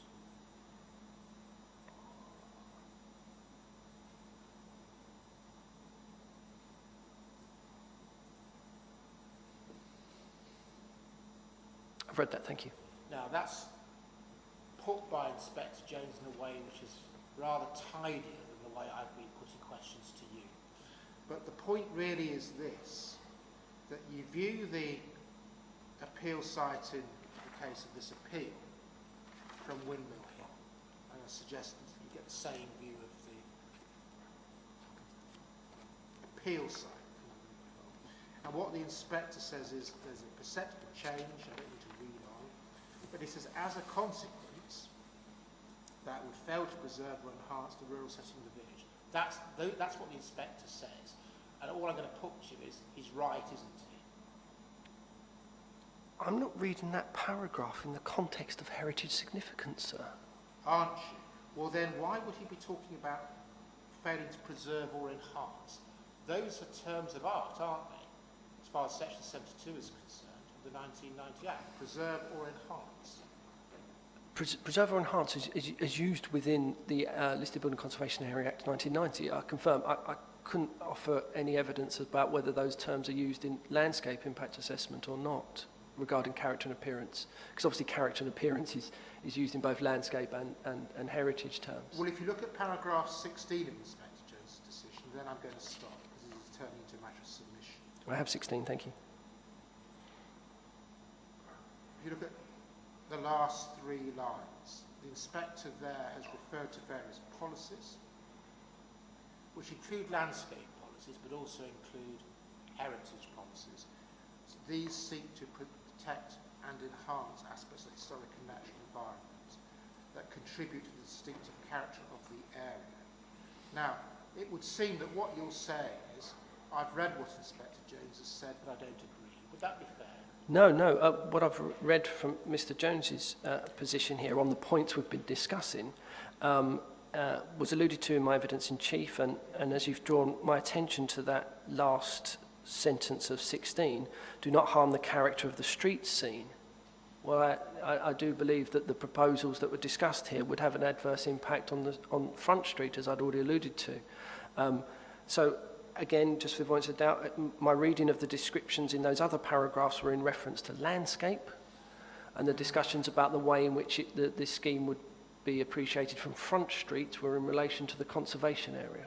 That was my reading and interpretation of this decision. Well, he says street scene or local area, but this is honest. This really is the last question. I promise you I won't ask you any more after this one, no matter what you say. But if one is concerned with views from Front Street and the quality of those views, it's right to say, isn't it, that the appeal site, if it's developed, will harm views from Front Street in exactly the same way as was the case in Inspector Jones' decision. Because, of course, what you will see is the appeal site opened up from Front Street opposite Hilliers Lane. It's Hilliers Lane, it might be Hilliers Road. Hilliers, let's say Hilliers Lane. You're going to see the appeal site opened up, entrance widened, and what is presently enjoyed as a green backdrop to Front Street will be filled with houses. Incidentally, removing views of the church. That's right, isn't it? No. we spoke about the experience of the appeal site from Front Street. One cannot experience the character of the appeal site from Front Street. The ground and landform rises up above, much higher than Front Street. There's no way you can take in the historic landscape character, which I've added no value to, or even, apologies for wandering into that, the landscape character from Front Street in any meaningful way. In reference to the way in which I think he was alluding to the insertion or creation of the new access point into the proposed scheme at that location, it would be directly opposite Hillier's Lane, a lane which is wide, with pavements on either side, and doesn't quite possess the same characteristics as the rest of Front Street as we're moving further to the west. And my interpretation and reading of the scheme proposals would be that it would be fairly similar in character to what's directly opposite it. And I do not believe that the character of Hillier's Lane within the conservation area is a negative component. Yes, well, that wasn't the question I put to you. I promised I wouldn't ask you another one. I'm not going to. I've got a note of your answer being taken. I can make submissions on it. So all that remains to be said is thank you very much, Mr. Sutton. Thank you, sir. Thank you, sir.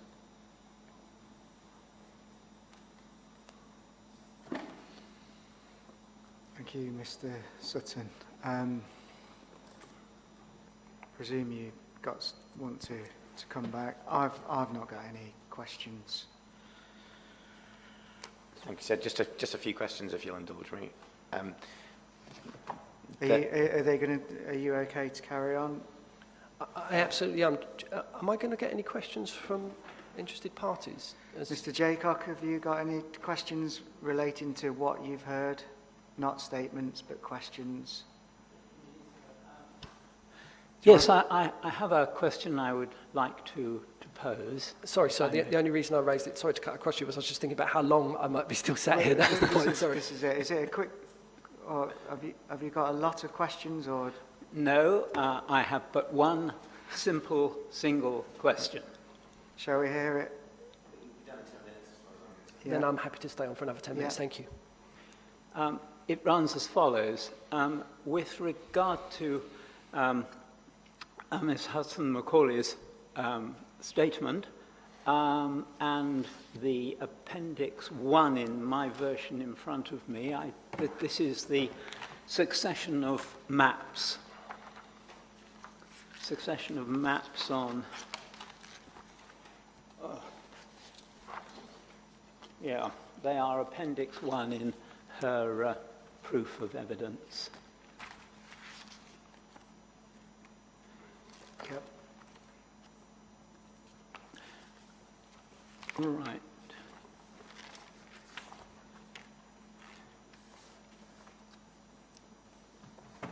I have Appendix 2, sir, but I think right. they're the same maps, yeah. Indeed, so fine, okay. We have here 5 maps in time sequence, the earliest of which is the Tithe map, 1840s. And if now you examine Front Street on that map,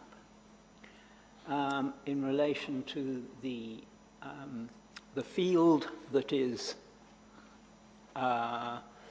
somewhat larger than the present appeal site, which is 207, there is a dwelling marked on what was then the Front Street frontage of field 207. That dwelling is actually Barrowfield Cottage. So I think we can establish that Barrowfield Cottage is an element of the street scene in Front Street, somewhat older than the 20th century. And I would just suggest to you that maybe, since that is so, this is a feature of the street scene that does extend in a plausible way towards the west and beyond the present modern development. That's merely my question. So what's the question? So my question is, would you acknowledge that that is so? I'll acknowledge that there's a depiction on the 1840 tithe map in an approximate location of Barrowfield Cottage. I wouldn't be able to say whether that's actually a depiction of a dwelling or not. If I'm honest with you, my interpretation of that could be that it's a small enclosed piece of land on the street that may have had a dwelling in it, but it's not depicted in the same way as the other dwellings on that tithe map, which would make me suspicious that it's read in the same way. Onto your second point about the Barrowfield Cottage, whether it's slightly earlier 19th or late 19th century, might be the moot point there, about whether it forms an important role on the street scene. And I acknowledge in my evidence the way in which you can appreciate Barrowfield Cottage from Front Street. Thank you very much indeed, Mr. Sutton. Thank you, Dr. Jacob and Mr. Sutton. Thank you. Do you want to re-examine your witness now, please? Yes, please, sir. I've got 3 points. They won't take long, but you can tend to... Thank you, please. Yes. Thank you. Point number 1, you were asked about, from the appeal site, you could see the character of the village, or experience the character of the village. Do you recall that? I do. But obviously, we're not talking in an abstract sense. We know, that as far as the council are concerned, it's the 3 buildings, it's Barrowfield Cottage, Coostoke Lodge, and Oak Hill. That's my understanding, yes. Yeah. To what extent does the ability to see those 3 buildings on the appeal side inform you about the historic character of the village? It doesn't. Thank you. That's point number 1. Point number 2, you were taken to the conclusion of your proof of evidence. And I think the point that was put to you was that there's a missing knot in there because... Sorry. Yeah. So the point that was put to you, can you see in your conclusion? I can. Yeah. I think it was said that when you came to write this, the reason you wrote it in that way is because you thought at that time that there was harm. And I answered no. Yeah. And my apologies to the inquiry and you, sir, for the omission of the word not in that sentence, but I'd hoped that from what could be read in the pages that went before that was not my conclusion. Just to that end, can we go to page 3 of the proof, please? I have it. Second to last paragraph, you talk about the church, and you conclude, while the appeal scheme will change the composition of views towards the church and the footpath passing through the appeal site, specifically the change will not harm the stated significances of the church. Can you see that? I can, thank you. And then the next paragraph, you say there's no conflict with local policies and national policy in respect to the significance of heritage assets. They're my conclusions, yes. And similarly, in your heritage desk-based assessment that you submitted, or that was submitted in respect to the application, it's called document C8, please. I have it. And it's paragraph 7.7, if you would, please. This is in your conclusions.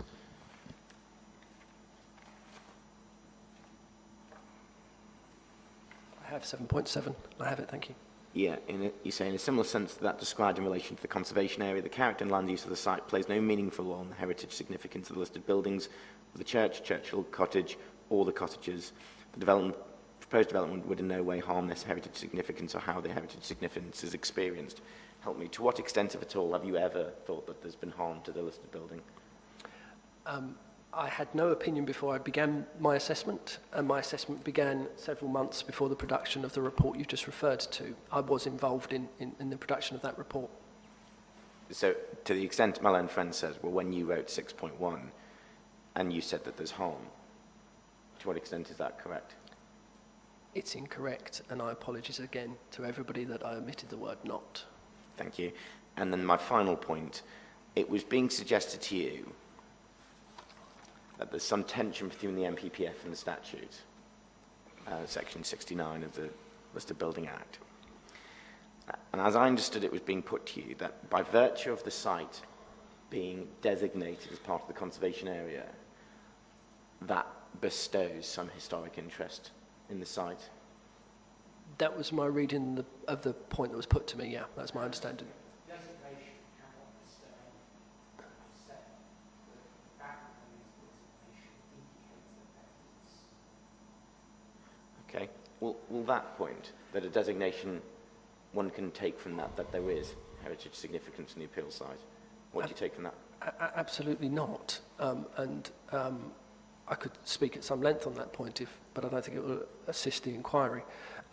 Paragraph 207 does exactly what it should do when you're talking about large open area designations, which incorporate a wide variety of different component parts. If you were to attempt to draw a conservation area boundary, for instance, in an urban or a rural context, around only those component parts which were of special architectural and historic interest, it would actually be impossible. You just actually have to take in some parts which are of no significance or negative components. That happens, and the guidance that was referred to earlier, the Historic England Guidance on Conservation Area Appraisals, acknowledges that, and then through a detailed understanding of significance, you recognise which are the positive bits, the negative bits, or the neutral bits. And to that end, can I ask you just to turn up the core document F1, please? I have F1. And if you go internally to page 3, please.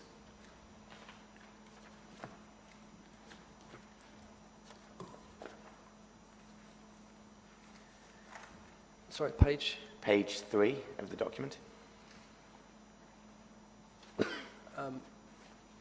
Oh, sorry. There's a letter that preambles the document. Yeah, we're looking at that letter then. Yeah, thank you. So you should see a paragraph above where it says consultation. I have that, thank you. And it says the designation of a conservation area is not designed to stop development or change occurring to the area, but to provide more control over changes and new development to ensure that they will be in keeping with the character of the area and not harm what makes this area special. Many new developments can contribute positively and enhance a conservation area. Is that consistent or inconsistent with your view about what a conservation area is for? I think that's an excellent paragraph that summarises the key way in which conservation area management should be carried out. Thank you very much. I've got no further questions.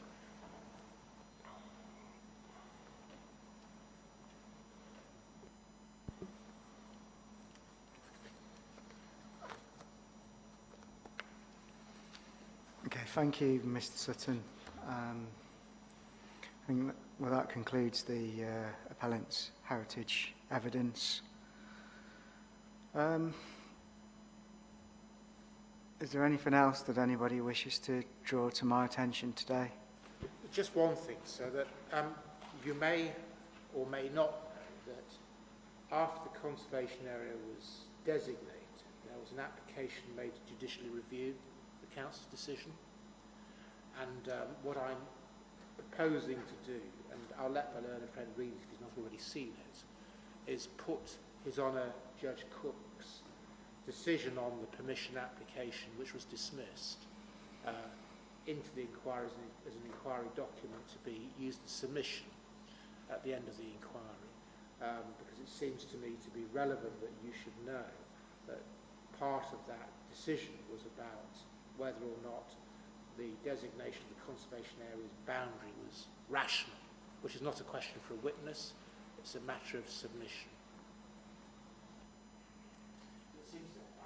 I'll give it to my learned friend so he can have a look at it and then we can take a view. But it's important that you should know that there was a judicial review made, or rather an application made for judicial review which was dismissed. Yeah. Wow.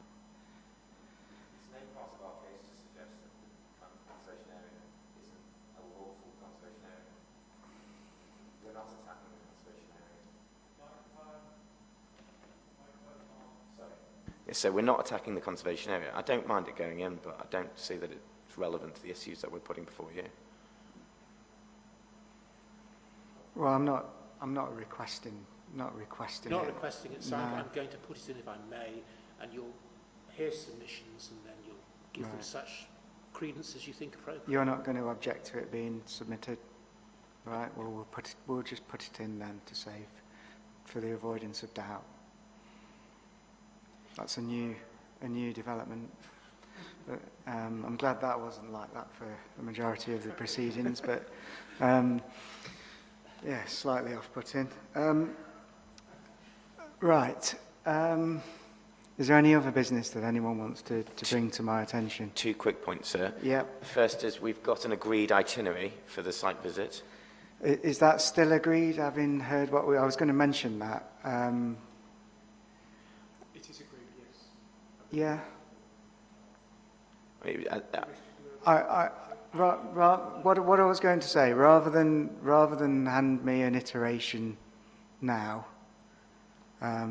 like to sort of accept it on the final day, because we could then be left with various iterations. So thank you though for keeping it under review. That's helpful.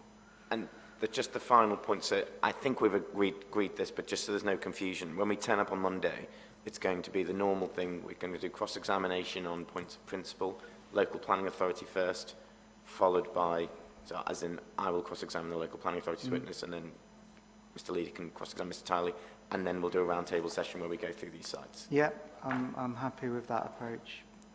Thank you, sir. Okay. What time should we start on Monday, sir?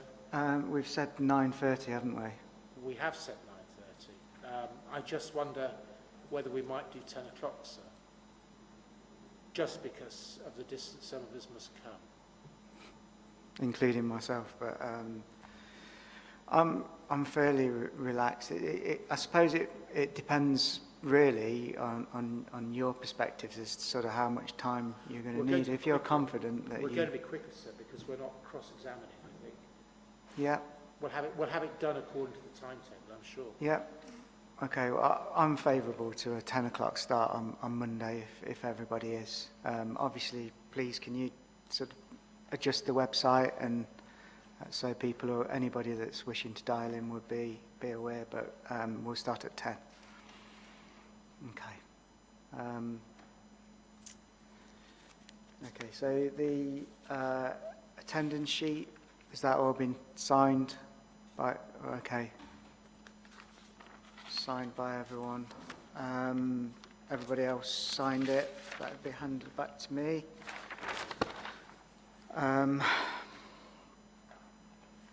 So It's here on Monday, isn't it? In this room. yeah, as so I understood, it was here. Yep. Hopefully there'll be no construction teams present to assist. Yep, so I can leave everything here. Fantastic.